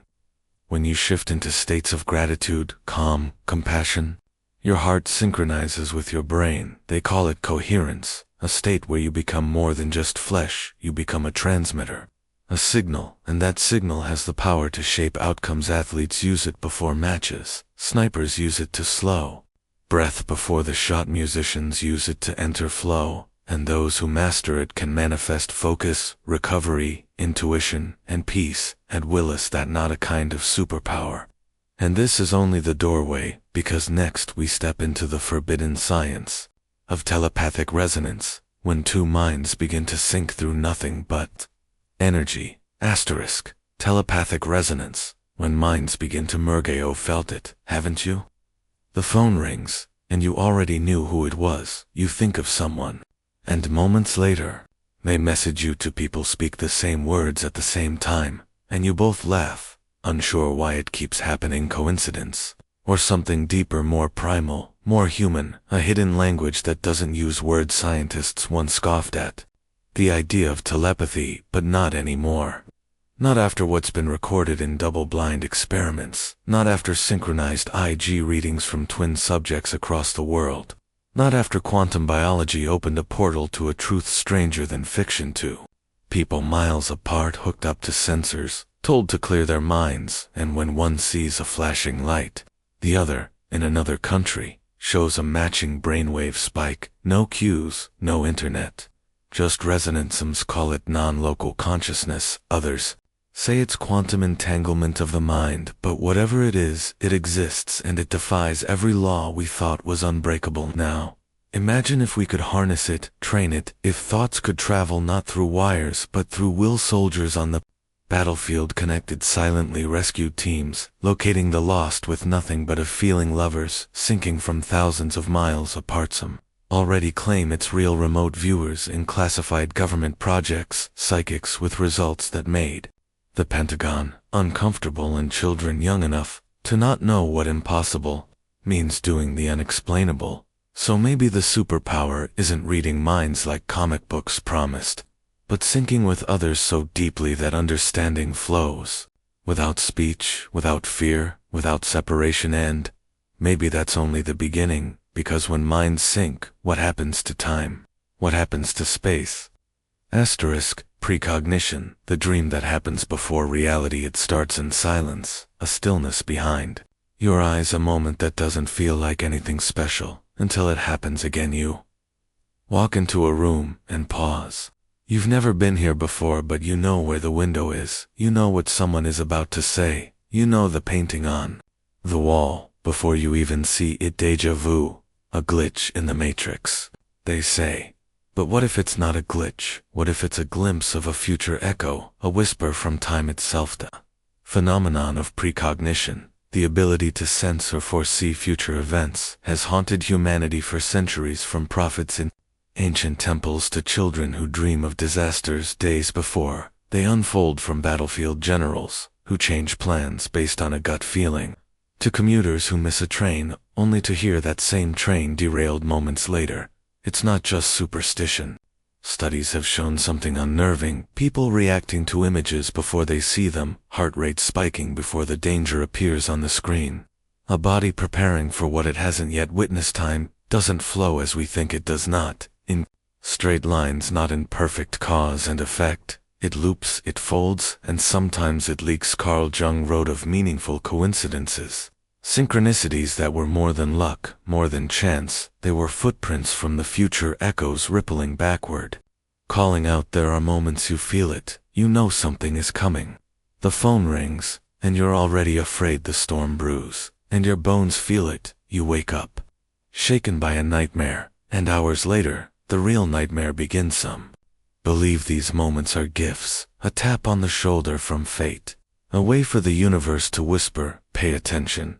Others believe it's a curse to know, to feel, to sense, and be powerless to stop it. But what if precognition is a muscle, one that can be trained, sharpened, understood? Remote viewers in Cold War experiments, drawn to target coordinates they had never seen, guessing events before they unfolded, not once, but again and again. The results buried, classified, ignored, but truth has a way of resurfacing, like a vision returning, insisting to be seen. And what if precognition isn't rare at all? What if we've all felt it, brushed against it, but dismissed it because we were told to? What if the brain isn't just a receiver but a resonator tuned to not just to the now, but to the next stand? Now we descend even deeper, because if the mind can echo the future, what happens when it bends reality itself? Asterisk. Telekinesis. The weight of thought, they called it impossible, a fantasy for comic books and movie screens, a power only gifted to fictional mutants or mystics. But the mind doesn't ask for permission from physics, and belief can be heavier than gravity. Telekinesis, the ability to move objects with thought alone, no hands, no tools, just pure will, pure focus, and something else, something we don't have a word for yet. Imagine sitting in a quiet room, eyes closed, heart slow, and on the table in front of you, a feather begins to tremble. Skeptics say it's wind, hidden wires, static, but the feather doesn't care about doubt. It moves anyway. Throughout history, there have been those who claim to harness this force. Nina Kulagina, a Russian woman whose gaze alone could nudge matches, spin compass needles, make glass tremble. Her heartbeat would rise, her brainwaves would spike, and then the object would shift. Scientists watched, cameras rolled, and still the explanation never came. Asterisk, what if thoughts are not silent? What if intention has weight? What if focus generates force, not in the way of muscles, but in the bending of the space around us? Quantum theory tells us particles can influence each other across space, that consciousness might collapse the wave, that what we expect becomes what is. So, what if your mind is already moving? Things shaping moments, tilting events. You walk into a room, and everyone feels it, not because of your steps, but because of your energy, because thoughts aren't as small as we think. Experiments with random number generators have shown shifts during moments of intense focus. Groups, meditating people, praying, moments of fear, moments of joy. Machines changed their patterns, as if thought touched the digital world and left fingerprints. And what if the trick is not in pushing harder, but in letting go? In aligning your mind with the fabric of what is, rather than fighting it. Some monks say they levitate not by commanding the body to rise, but by becoming so still that gravity forgets. Then what if the future of science isn't building stronger machines but training deeper minds? If your mind can move matter, what else can it change? In the next layer of this strange reality, we don't just move objects, we cross boundaries. Boundaries of time, of identity, of form. What if your consciousness could leave your body altogether? Asterisk, astral projection, leaving the skin behind. They told you that your body, that the edges of your skin mark the borders of you, but what if they were wrong? What if the real you can stretch, float, detach? Astral projection, it sounds like fiction, like a dream written by someone too deep into fantasy, but across cultures, across centuries, people describe the same thing: a drifting, a lifting, a silent slide from the body into something else. You're lying still, breathing slow, and then suddenly, you're standing beside yourself, looking down at the shell you thought was you, eyes closed, lips still, but you. The awareness, the observer, you're floating. Some call it the astral body, some call it the soul. Science calls it delusion, but the consistency of the experience says otherwise. In ancient Egypt, they believed in the Ba, a part of the soul that could fly free. In Hinduism, the Sharira, the subtle body. In shamanic traditions, it's the journey, the spirit walk, where the body stays and the self explores. People claim to visit other countries, see loved ones, slip through walls, even observe events they later verify. Scream hallucination, but hallucinations don't give you accurate license plate numbers, or let you describe rooms you've never entered. Astral projection isn't always voluntary. Sometimes it's triggered by trauma, near-death experiences, surgical anesthesia, or that twilight space just before sleep, where reality softens and something peels. A weight begins with vibrations, a hum behind the ears, a pressure in the forehead, then the feeling of rising, not like flying but like remembering how to float. To might see chords, threads of light tying you back to your body, or feel an instinctual pull like a magnet keeping you anchored. Because the body isn't just meat, it's home, and home doesn't like being left. But here's the real question: if your mind can exit your body, where does it go? Some say there's a plane, the astral plane, a realm of thought, emotion, and energy.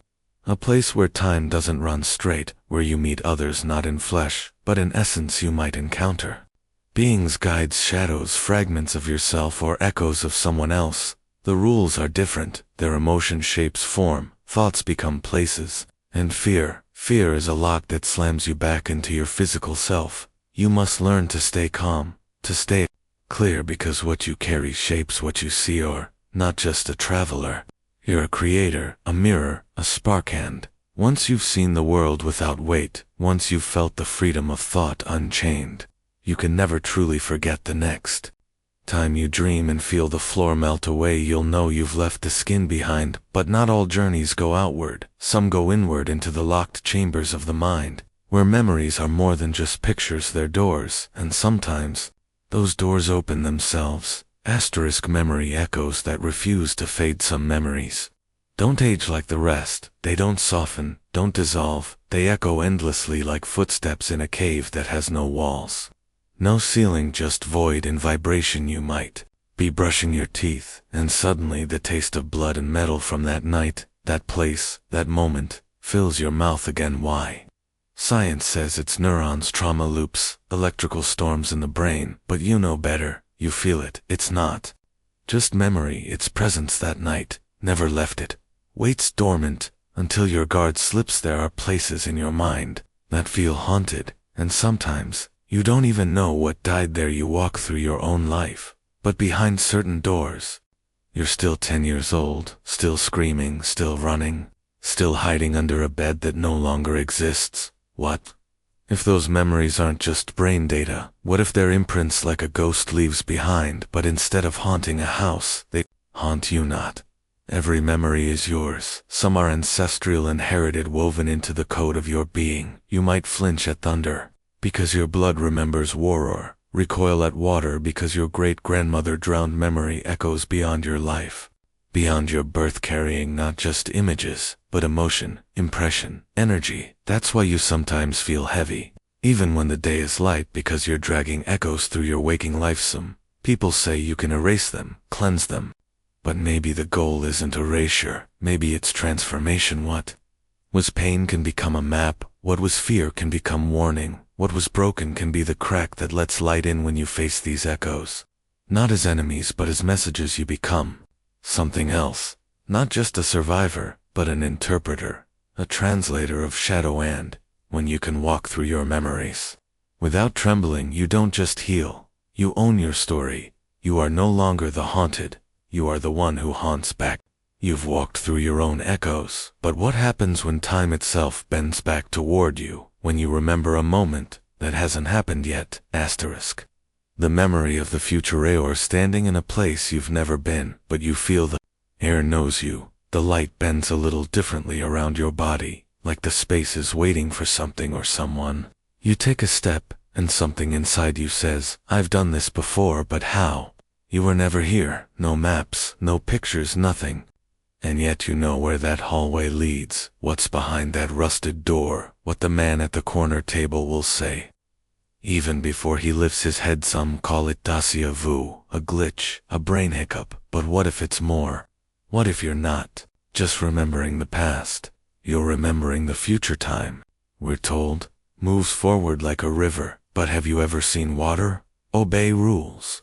It swirls, splashes, flows backward, leaks through cracks. What if time does too? Maybe the future leaks into us, drips through dreams, slips behind our eyelids when we blink too long. So when we step into those moments, it's not new, it's remembered day. Man dreams of a crash, wakes up and avoids the highway. A woman sketches a face she's never seen, only to meet him 10 years later. Are they psychic? Maybe, or maybe. The timeline is a loop, a spiral, not a line. And your brain, your brilliant, battered, buzzing brain is sensitive enough to catch the echoes. You are not a simple creature, you are a time traveler without a machine. A receiver of ripples, a mirror reflecting not just what was but what will be. That's why your choices matter. Because every decision echoes forward, carving paths through unseen tomorrows. And when you trust those gut feelings, those strange knowings, you're not guessing, you're listening to something deep, something ancient, something from ahead. So, next time your heart whispers, don't go down that road, or say yes to this stranger, don't brush it off. That's not fear, that's not anxiety, that's memory from a future you haven't lived yet. And if time can bend, if futures can whisper, backward, then what else can? The voice inside you isn't always yours. You sit in silence, but something speaks, a whisper, not made of sound. A thought that doesn't feel like your own. It nudges you, urges you, sometimes warns you, sometimes less. Felt it before, haven't you? That strange idea that enters your mind fully formed, like it didn't grow there, like it was placed. Where does it come from? Some say it's intuition, a deep survival instinct, the ancient echo of your ancestors encoded in your DNA, the voice of those who came before, still guiding you through blood, through bone, through memory. Others believe it's something more, a collective unconscious, a psychic network, invisible but real, like Wi-Fi for the soul. What if your thoughts aren't always yours alone? What if some are borrowed or shared? You're not alone in your mind, not really. The brain is a landscape, a theater, a portaland. Sometimes the stage gets crowded, sometimes you hear a voice that tells you you're not good enough, that you'll fail, that you're broken. But stop. Is that truly you speaking? Or is it a voice you adopted from a cruel teacher, a critical parent, a lost friend, 1,000 echoes, wearing your mask? You VA carried voices you never invited, and they've lived in your silence for years. But not all voices are shadows. Sometimes the whisper lifts you, tells you to try again, to keep going, to fight that voice, that stillness, that clarity. That's not a ghost. That's your real self buried beneath the noise. Your mind is a battlefield, a sanctuary, a storm, and a compass, but you have to choose which voice to believe, which one to feed, because the voice you listen to becomes your reality, and the voice you silence fades. You are not your thoughts. You are the awareness behind them. So, next time a voice speaks, ask yourself, whose is it? And if it doesn't serve you, let it go, because sometimes the loudest voice in your head isn't yours, and the quietest one is the only truth. What if dreams are leaking realities? Close your eyes, slip into the dark, and suddenly you're somewhere else. See a city you've never seen, but you know its streets, a face you've never met. But you love them, fear them, trust them. You wake up confused, sweating, heart racing, and you ask yourself, why did that feel so real? Maybe because it was. What if dreams aren't just illusions, not just chemical stories, but transmissions from other worlds, other versions of you? Multiverse theory suggests infinite realities. Every choice, every outcome, every you that could ever be, is already out there, living, breathing, dreaming. And sometimes at night the walls between realities thin, like fog, lifting over water, and you slip through. Not all the way, but just enough to glimpse a life that could have been yours, or still is, elsewhere. A dream where you're flying isn't fantasy. It's memory from a self unburdened by gravity. A nightmare where you fall is a warning from a path you didn't take but almost did. What if that recurring dream, the one that never fades, isn't just in your head but a real place you visit every time your mind lets go? Scientists don't know why we dream. They guess, they theorize, but deep down, they don't know. Maybe because the truth is too strange to cosmic. What if dreams are the price of having a soul? Each night you drift away, not into sleep, but into possibility. You are not broken when you dream strange things.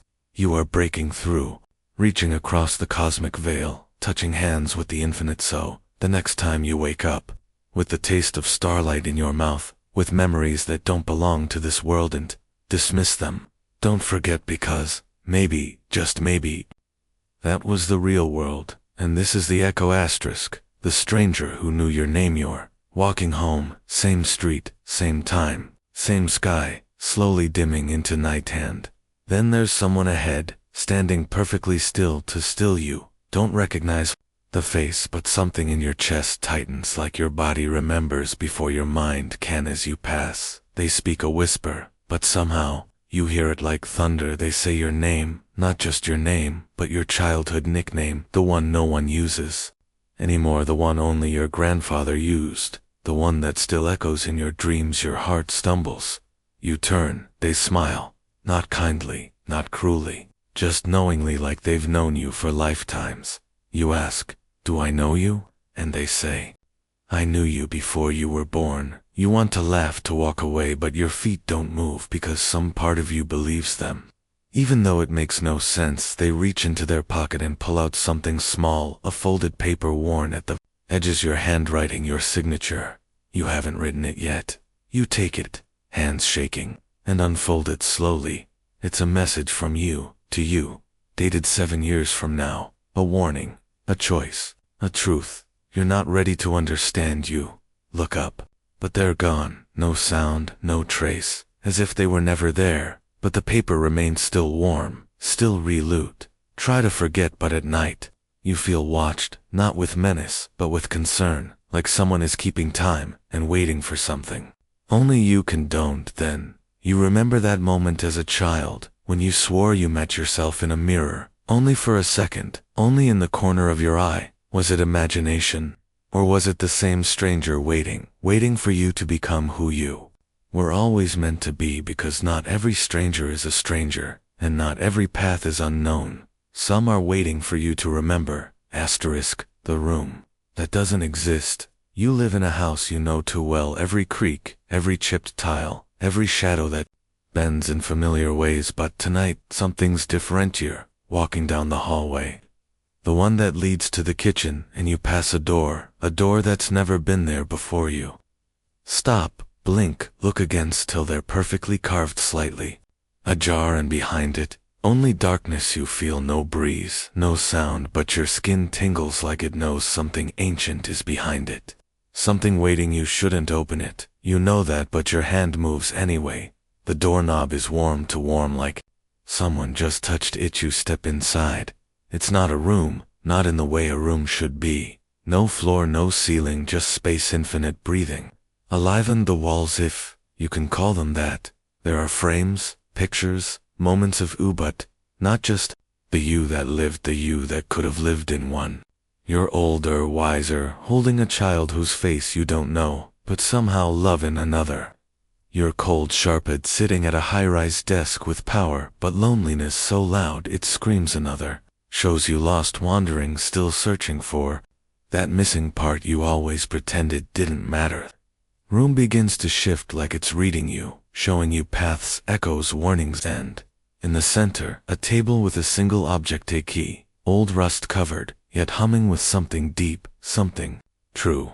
You pick it up, and suddenly, you're back in the hallway. The door is gone, no mark it was ever there, but the key remains cold, now silent. You keep it, even if you don't know why, because some doors only open once, but their memory stays with you forever. The voice in the static. The night stretches too long, sleep evades you.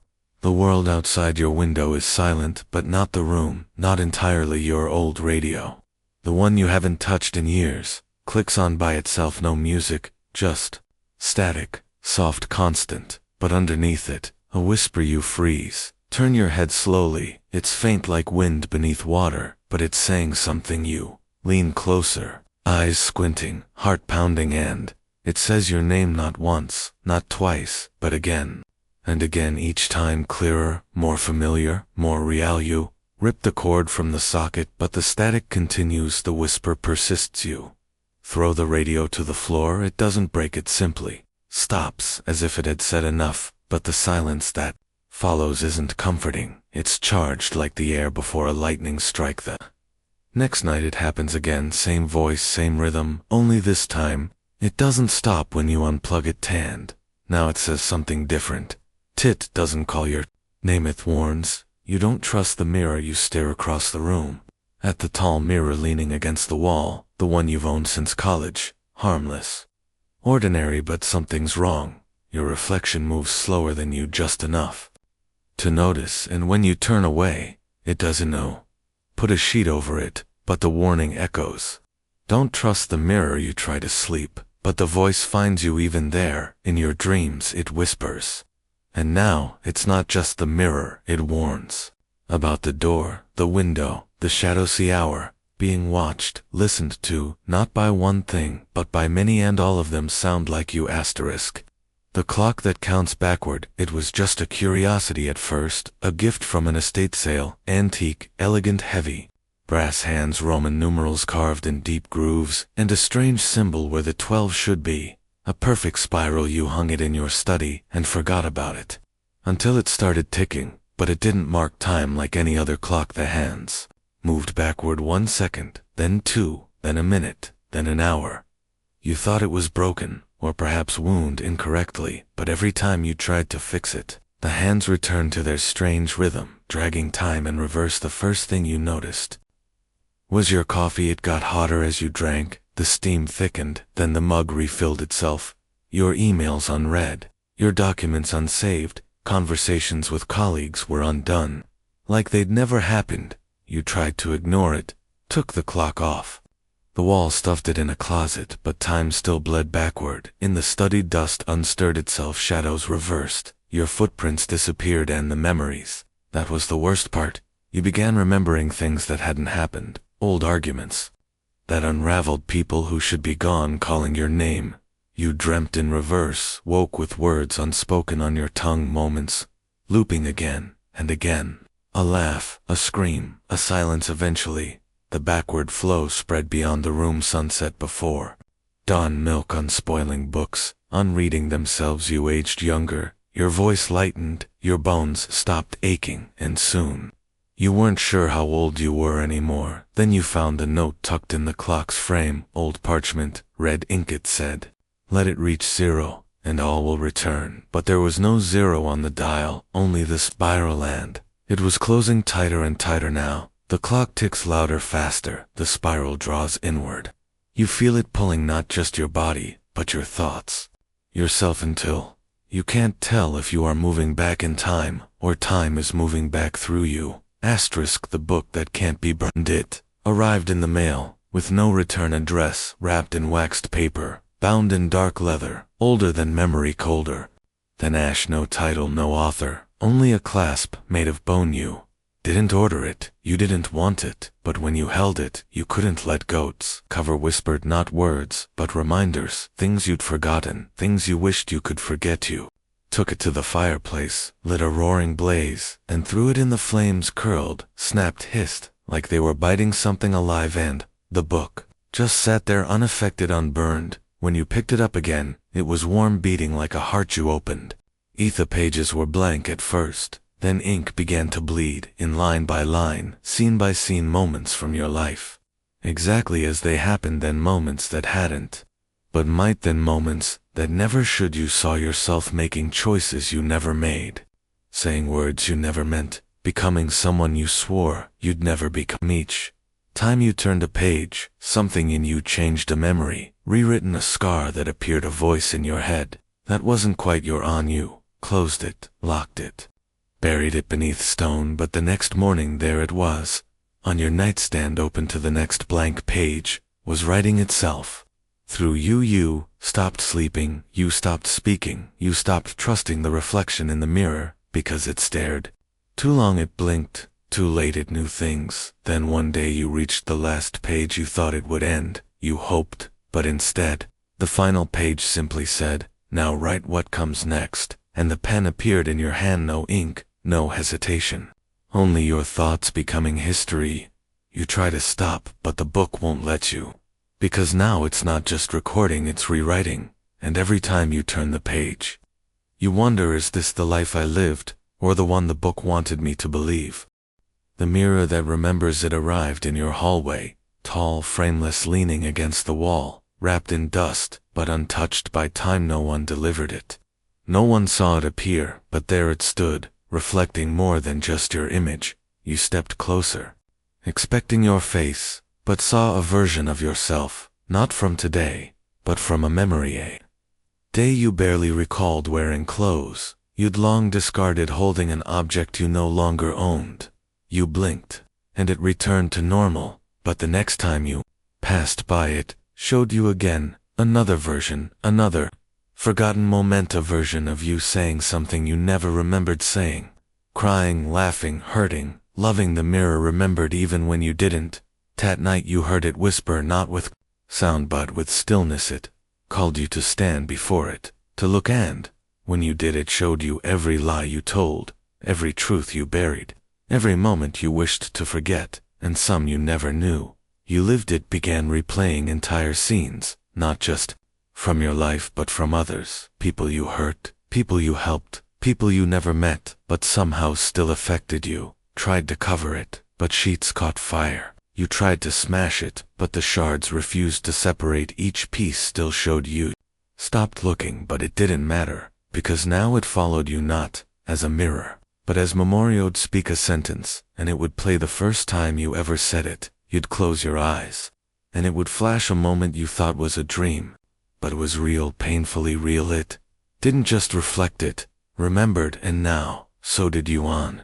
Every memory it returned came with emotion, raw, unfiltered, untamed, and sometimes it wasn't your memory at all, but someone else's bleeding into your soul, changing how you felt, how you loved, how you feared.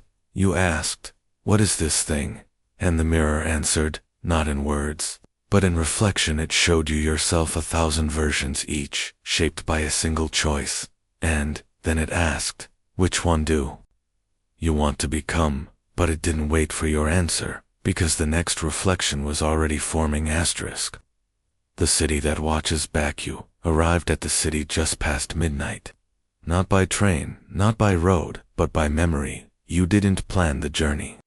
You simply woke up there in shoes you didn't own, on pavement that pulsed like skin. The streetlights blinked, but not like electric glitches. They blinked like eyes adjusting to light. Buildings turned subtly, tilting ever so slightly as if listening to your thoughts, and you could feel it. Every surface, every corner was aware of you, not hostile, not welcoming, just watching. You moved through alleys, trying not to be seen, but the walls themselves whispered your name. Graffiti rearranged itself to spell words you once scribbled as a child on your bedroom walls, long painted over, long forgotten. A traffic light blinked green, and instead of cars, it led through memories, your own, marching down the street, in the shape of shadows. A woman you loved but lost, a dog that never made it past winter, a version of yourself from a life where you chose differently. And they saw you too, stopped, turned and stared. You ran, but the streetlights followed, casting a spotlight only on you. And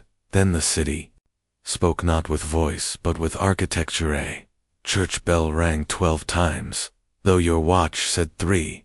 A train crossed a bridge, though the tracks had rusted away years ago. A billboard displayed your childhood drawing, the one you tore up and burned in anger. How did it remember? How did it know? You found a park bench, sat down, breath tanned. The air whispered, not in words but in feelings.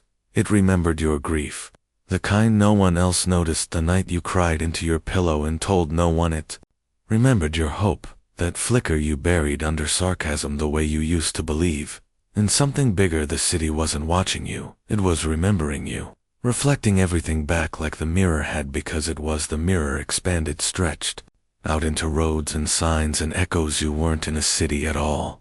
You were inside yourself, and every street, every lamp, every turning alley was a neural path firing old memories back into the light. And just like the mirror, it didn't show just the past, it showed the possible. The city shifted, one moment a vibrant world where you thrived, the next a wasteland where you never made it out of childhood.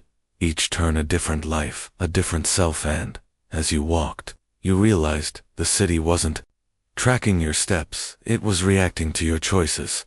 Every decision changed the street ahead, every thought altered the skyline. You looked up and saw a skyscraper form from a memory you hadn't recalled in years. It towered majestic, terrifying, real. This was no ordinary city. It was your mind, your potential, your regret, and it was alive still, watching, still building, waiting to see who you'd become next. Asterisk. The stranger made of your thoughts, he was waiting for you, not in some dark alley or dreamlike doorway, but on a perfectly ordinary street corner, bathed in streetlight that flickered with your pulse. You didn't recognize his face, not because it was unfamiliar, but because it changed constantly. A fluid mosaic of everyone you've ever imagined yourself to be. The child who ran away, the adult who stayed too long, the version of you who spoke up, and the one who stayed quiet. He smiled, but the smile wasn't human. It wasn't malicious, wasn't friendly. It was knowing, like someone who had read your journal before you wrote it. You took a step closer. He took a step back. You stopped. He stopped too. A perfect mirror, but not reflective, responsive. Then he spoke, and it wasn't a voice you heard. It was a thought, one of your own, but twisted. Why did you bury me? The words struck deep, not just into your ears, but into memory itself. Because you did bury something once. Not a person, not a thing, but a part of you. A dream you called stupid. A belief you labeled naive. A hope you laughed at just to feel stronger. He tilted his head, that smile again, and then he pulled something out of his pocket. It was a page, torn, crinkled, familiar. You knew that paper. You wrote it the night. You nearly told the truth, the real truth, about what you wanted from life. Then you tore it up and burned it. But here it was. He handed it to you. But when your fingers touched it, the paper dissolved into words, into images, into visions. A flood of your own inner monologue poured out of him like smoke. I'll never be enough. They'll all leave anyway. This dream is too big. It's safer not to try. I'm not the kind of person who gets to be happy. I can't tell anyone what I really think. I don't even know who I am anymore. Each phrase hit the ground and shattered into birds made of glass. They flapped around your head, screaming things you once believed but were too ashamed to admit. You closed your eyes. But the stranger was still there, because he was you. Not metaphorically. Literally. A thought that gained mass. An emotion that became sentient. A forgotten fragment that learned how to walk. He stepped forward this time. You didn't back away, and in that moment, the city behind him shifted. Skyscrapers made of denial collapsed. Bridges built from guilt. Burned street signs that pointed in circles straightened into paths. He extended his hand again, but this time, there was no paper, no illusion. Just a gesture, a choice. You reached out. Not to shake it, not to destroy him, but to accept. And as your hands met, you didn't merge. You didn't disappear. You became three. The you that was, the you that is, and the you that could still be.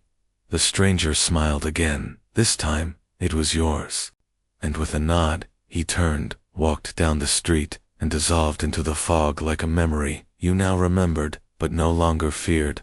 Ahead of you, the city pulsed, new roads forming, new buildings rising, but none of them watched you anymore, because now, you were watching yourself. Asterisk. The train that carries forgotten selves, it doesn't follow a schedule.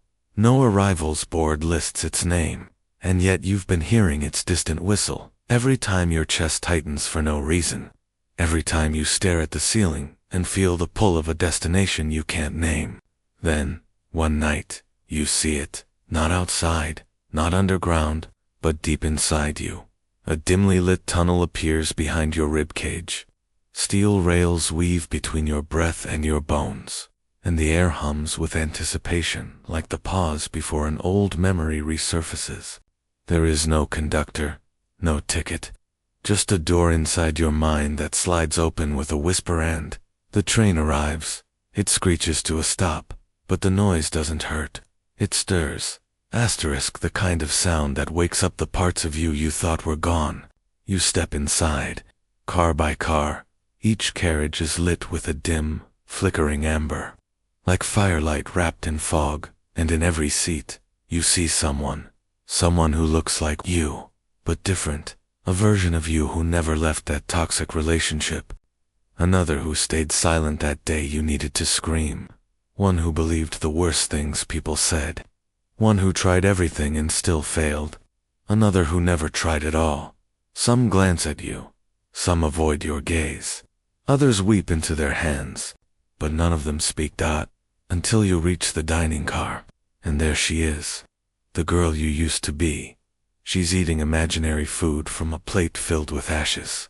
She doesn't look surprised to see you, only sad. We were so hungry, she says, her voice brittle like dried leaves, but you fed us lies. You want to sit with her, hold her hand, say you didn't mean to, that you were surviving, that you didn't know, but she just smiles, Wipes her mouth. It's okay. We all chose you. She points behind you. You turn. The other forgotten selves have followed. Dozens of them. Hundreds maybe. Some with scars. Some with songs. All with something you once gave up to become who you are, and now they're giving it back. Each one steps forward and places something into your chest. A childhood laugh. A drawing you threw away. A letter you never sent. A decision you regretted. A courage you lost. A truth you buried. Your body begins to feel heavy, but not in a bad way. Full. And then, at the very end of the train, you see the final car. The door is locked, but you have the key now. The shape of it was carved by every self you had forgotten and just reclaimed. You open it. Inside is nothing, just a seat and a window. But out that window, you see a place you've never been, but always needed. It's not heaven. It's not escape. It's a version of life where you don't run from yourself anymore. You sit, and as the train starts to move, again, this time forward, you realize something profound. You are not one self.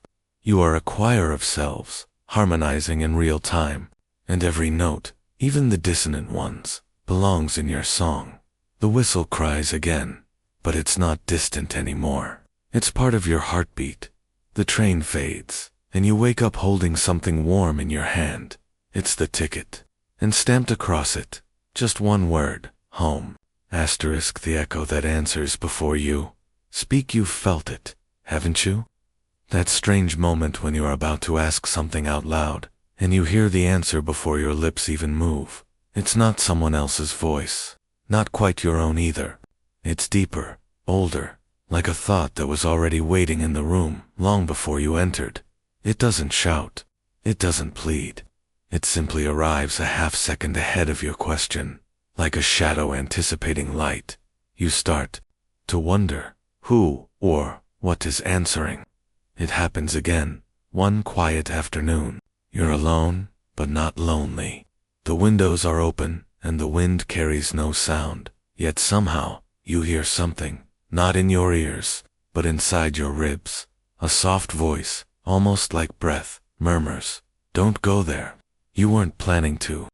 But now that it's been said, you realize that text you were about to send, that memory you were about to dig up, that small self-sabotage disguised as curiosity. The echo knew, and it warned you. Now you have to know. You close your eyes, not to sleep, but to step in.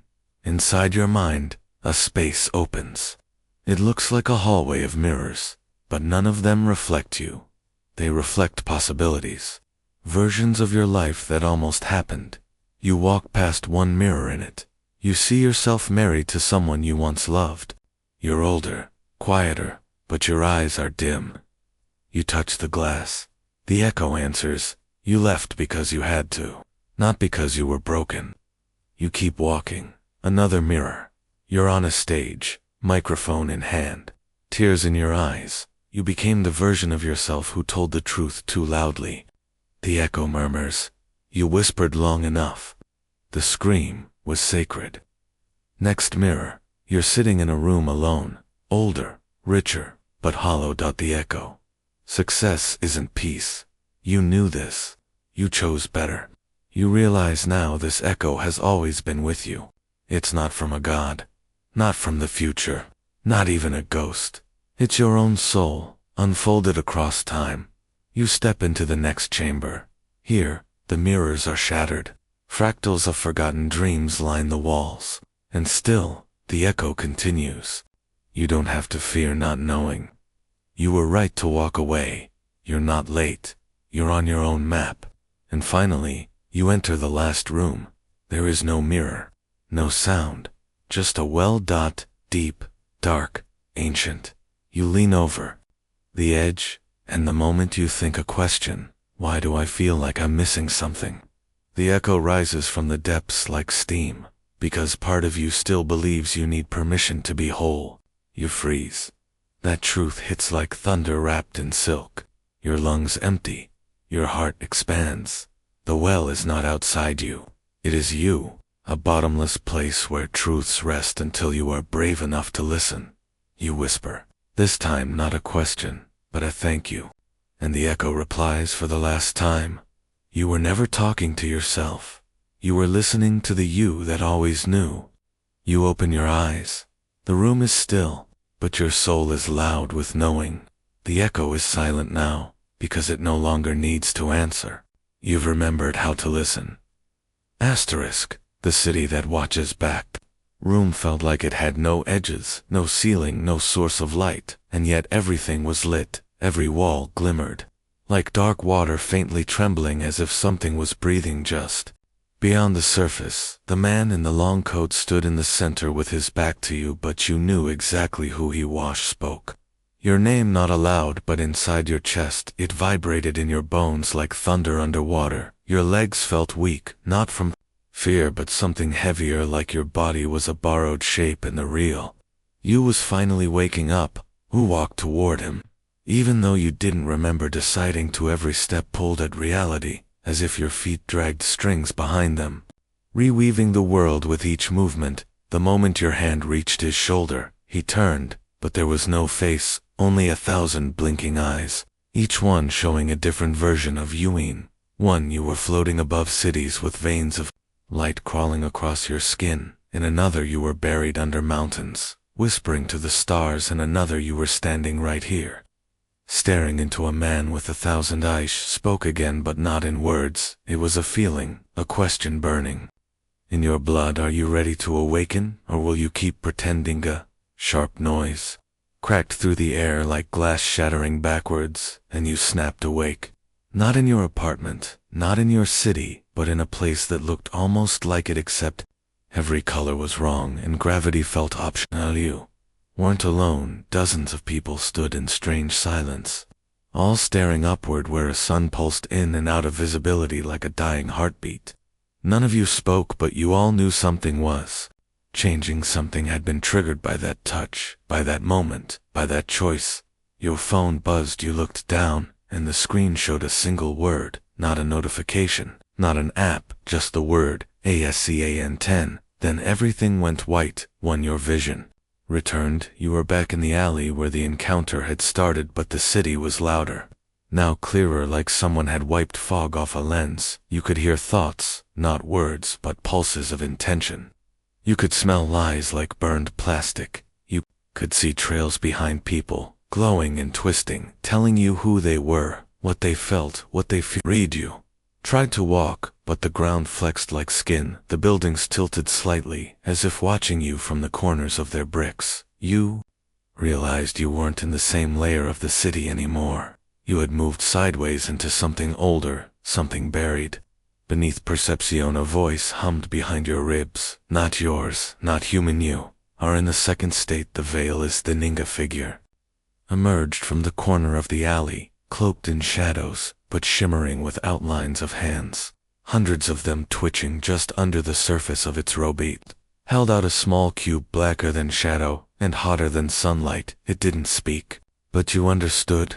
If you took it, there would be no returning to normal, no pretending, no sleep, only deeper truths, unfolding like spirals made of sound. You reached out, your fingers passed through the cube like smoke, and yet you felt it enter you, like a key turning in a lock hidden in your Spinelli world. Breathed in. So did you end? Suddenly you remembered everything. Asterisk.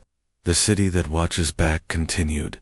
You remembered the staircase made of whispers. You remembered the child with galaxies for eyes. You remembered the war that had never happened, but had already been lost. You remembered your real name and how the city had erased it from you. You remembered the map carved into your sleep, the one that led you. Harrow dropped to your knees as the memories poured in, not in images, but sensations, each one more impossible than the last. The taste of magnetic silence, the weight of forgotten skies, the smell of unspoken prophecies. Your hands trembled as you touched the ground, but it wasn't asphalt anymore. It pulsed like flesh, like memory, and the city spoke to you not in words, but in a storm of feeling. You were always part of me. You are not lost. You are the signal, and the signal must move. You stood up behind you, The alley melted into fog ahead.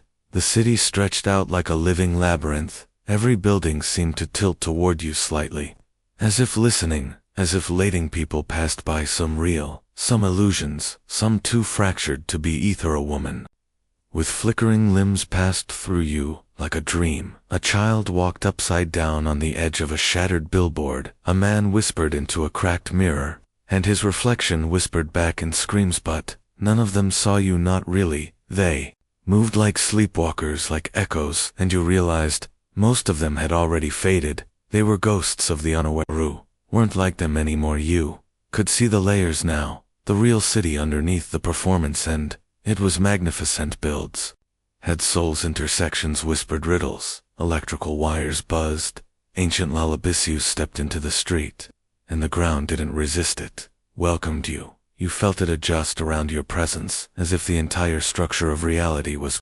cooperating. You crossed into the next block, and the world blurred for a moment. Colors bent into sound, shadows curled upward like smoke, and time hiccuped. When it all settled, you found yourself at the foot of a massive glass tower that hadn't existed a second ago, and hovering above the doorway, a message blinked in a language you'd never learned, but now you could read it. Threshold 1. Intention. Your pulse slowed, your breath synced with something larger. You stepped forward. The glass melted open like a curtain, and inside was not an office, not a lobby, but a cathedral of silence. The walls shimmered with strands of memory, millions of them hanging like vines. You walked past statues that looked like people. You almost recognized your teacher who vanished in second grade, a woman who stared at you on a train once, a man from your dreams who always warned you about the rain. They all watched, and none of them blinked. At the far end of the cathedral stood a mirror taller than the tower itself, impossibly vast, and in it too saw not just your reflection. You saw your potential. Your reflections moved on their own. One version of you burned with light, another wore a crown of ash, another floated just above the ground, whispering to the stars, and just one looked at you, truly looked at you, and smiled. You reached out into the mirror, cracked it, but it didn't shatter. It opened like a window, like a door, and the you that smiled stepped out, not a clone, not a twin, a version of you that had made different choices. Harder ones, braver ones, the version that hadn't forgotten, the version that never looked away, and that version reached into your chest, not with malice, not to hurt, but to unlock something you didn't resist it. When they touched your heart, you remembered the final truth. The city didn't change, you did. Buildings were always watching, the voices were always whispering, the signals were always calling. You just hadn't been listening until now. The mirror self withdrew its hand from your chest, but what it left behind wasn't emptiness, it was ignition, a slow spiraling flame that didn't burn with heat, but with meaning. You staggered back, gasping, and when you looked down, your skin shimmered with layered symbols, moving, breathing, evolving with your thoughts, words that didn't exist in any known language, but that you could now read fluently. Truths, some too ancient, some too personal, some not meant for language. At Alior, other self. The brighter you watched, silently then began to fade, not vanish, not dissolve, just rejoin us, if it had always been within you, waiting for the moment when you were finally ready to wear. E2 stepped away from the mirror, and the cathedral folded in on itself, the vines of memory retracting the statues, bowing their heads in unison, and the glass tower collapsed into a ripple of air. No, you stood alone, in the middle of the street again, only you weren't alone anymore. Something had awakened in the city, not out of threat, but anticipation. You felt it in the light, how it bent in your direction, in the static, in the air, how it buzzed when you spoke. Even your shadow, once trailing obediently, now split at odd angles, as if it had opinions. Who turned a corner, and there it was, again. Child with galaxy eyes, sitting on the steps of a rusted church. He looked up at you, smiling, and said, "You're late." You sat beside him, and for a moment you both just watched the city breathe. The cars passed without noise, the sky flickered, as if dreaming, and distant laughter echoed from places too deep to reach. "They'll come for you now," the child said, finally, not out of fear, but because you're the only part of the signal they haven't yet decrypted. You didn't ask who they were, because some part of you already knew. The Watchers, the Architects, the ones who kept the veil over the city's true design, and now because you saw, you were no longer a passenger in their simulation were an anomalia variable that couldn't be erased. You stood, looked back at the child, but he was already gone, vanished like a skipped page in a book, but his voice remained, soft and distant. Remember, the city can't lie, only reflect. You walked again, but your steps now bent gravity, each footfall tugging on the unseen threads. Beneath reality, your breath altered streetlights. Your thoughts made cracks in the sky, and then you reached the center, not a physical location, but the city's awareness of you. Buildings tilted subtly, doors opened before you touched them, shadows bowed, neon signs rearranged themselves to spell fragments of your past, and then the voice returned. Not the child's, not the mirror self's, but the city's own. You are not a glitch. You are the root. Do you accept what you are?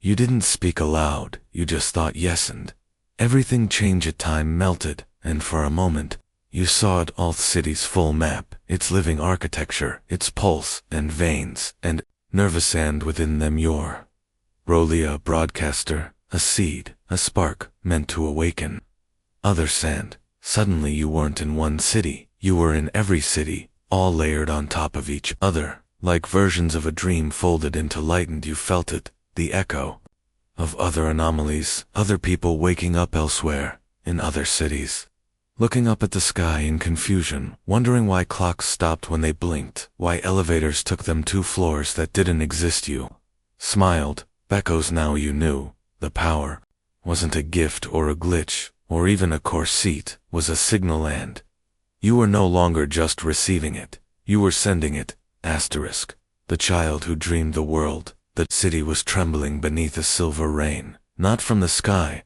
but from a mind too vast for sleep, and in the middle of that storm was a boy not older than 10, sitting cross-legged on the rooftop of a crumbling orphanage.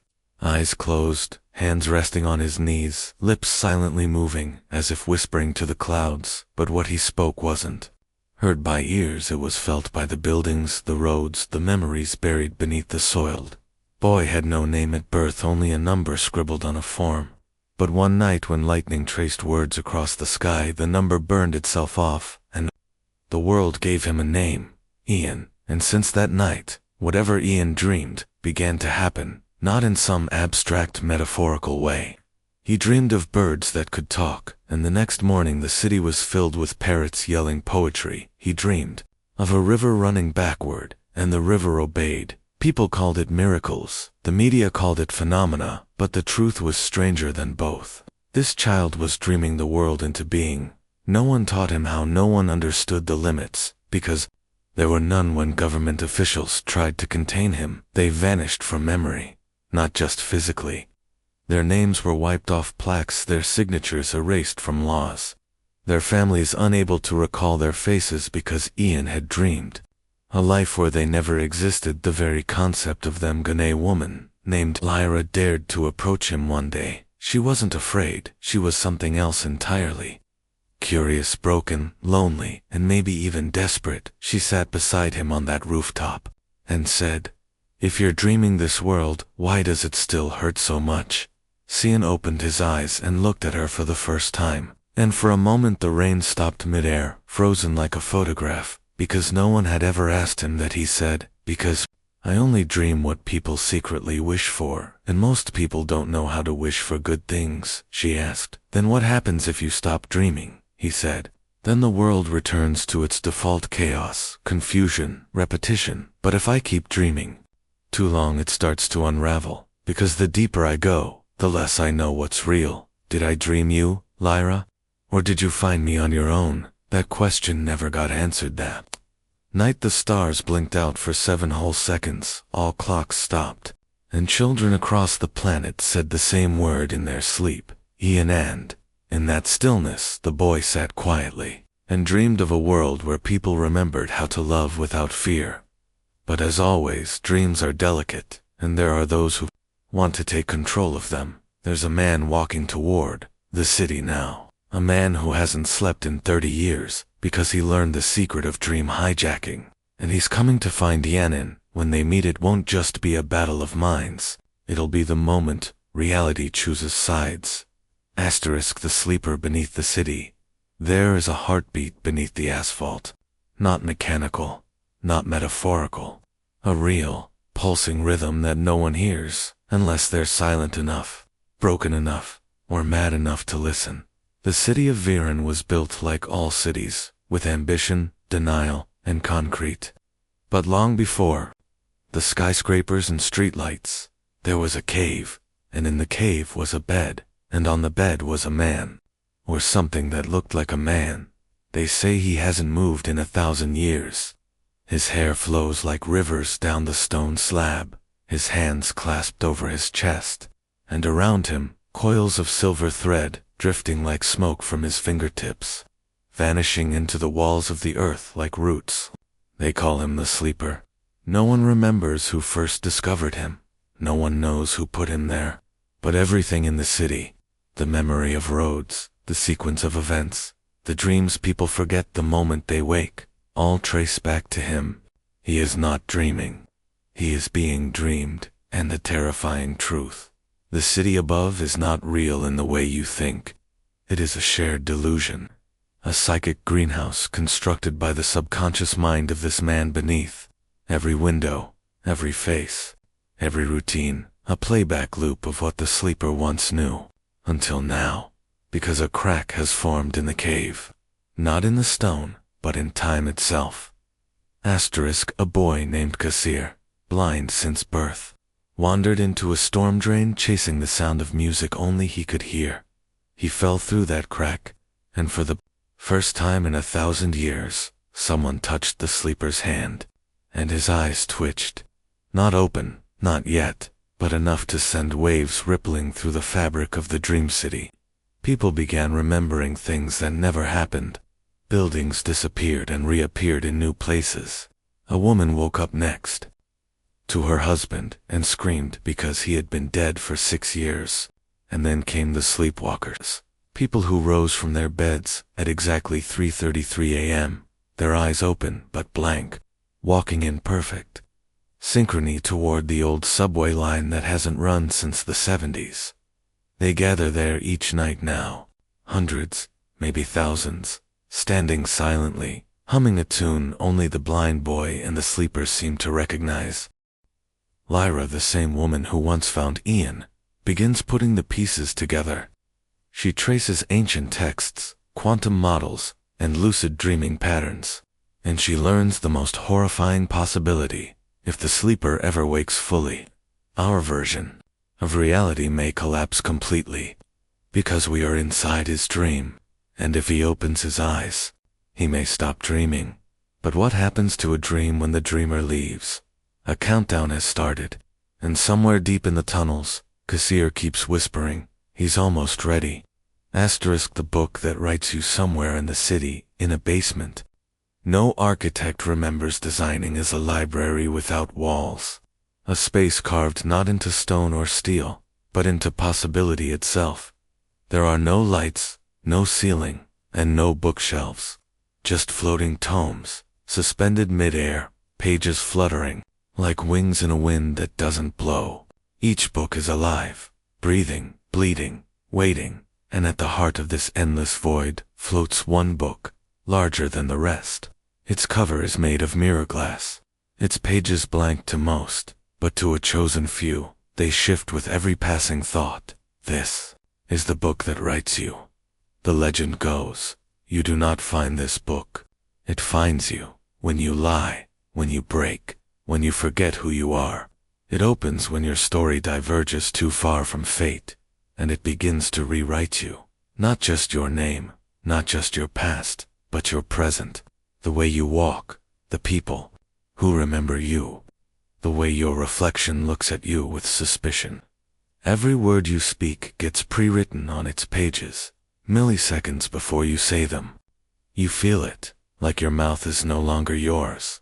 Ian stumbles across this book during his search for answers about the sleeper. He follows a string of anomalies, A woman who forgot her children's names. A man whose shadow began moving before he did. A janitor who swore his dreams were being edited like film reels. All of them had touched the book, and all of them were slowly being replaced. Because here's the curse. Every time the book writes a new sentence, something old vanishes. Your favorite memory, the scar on your knee, the voice of someone you once loved, gone. The book doesn't destroy. It substitutes. Ian sees his own page. He sees himself standing in the library, eyes wide, breath held. He sees the sentence. He reached out, knowing it was already too late. He fights it, but his hand lifts anyway. His fingers touch the book, and just like that, he remembers something new. A childhood friend named Lumen, who never existed before this moment. But now? Photos in his phone, scratches on his doorframe, laughing voicemails. She's everywhere. But if she's been added, what was removed? He no longer remembers his mother's face. He runs. But the book writes, he ran, though he would return. And deep in the void, the book pulses once. Its ink soaks into the air like perfume. A whisper follows him home. You are not the author anymore. Asterisk. And so, as the ink dries and the last page turns, you're left with a question that doesn't fade with sleep. If your memories can be rewritten, if your soul can be edited by something else, then who are you, really? Are you the sum of your choices, or the echoes of someone else's pen? In this world, and perhaps in others just beneath it, there are stories, not just told, but lived, without your permission. Maybe tonight, you'll dream of a book you've never seen, bound in mirror glass, pages blank, waiting. Maybe you'll open it, and maybe you already have. This was Mind Scramble, where reality fractures just wide enough for your thoughts to fall through. Sleep well, wanderer, and don't forget to check your bookshelf when you wake up.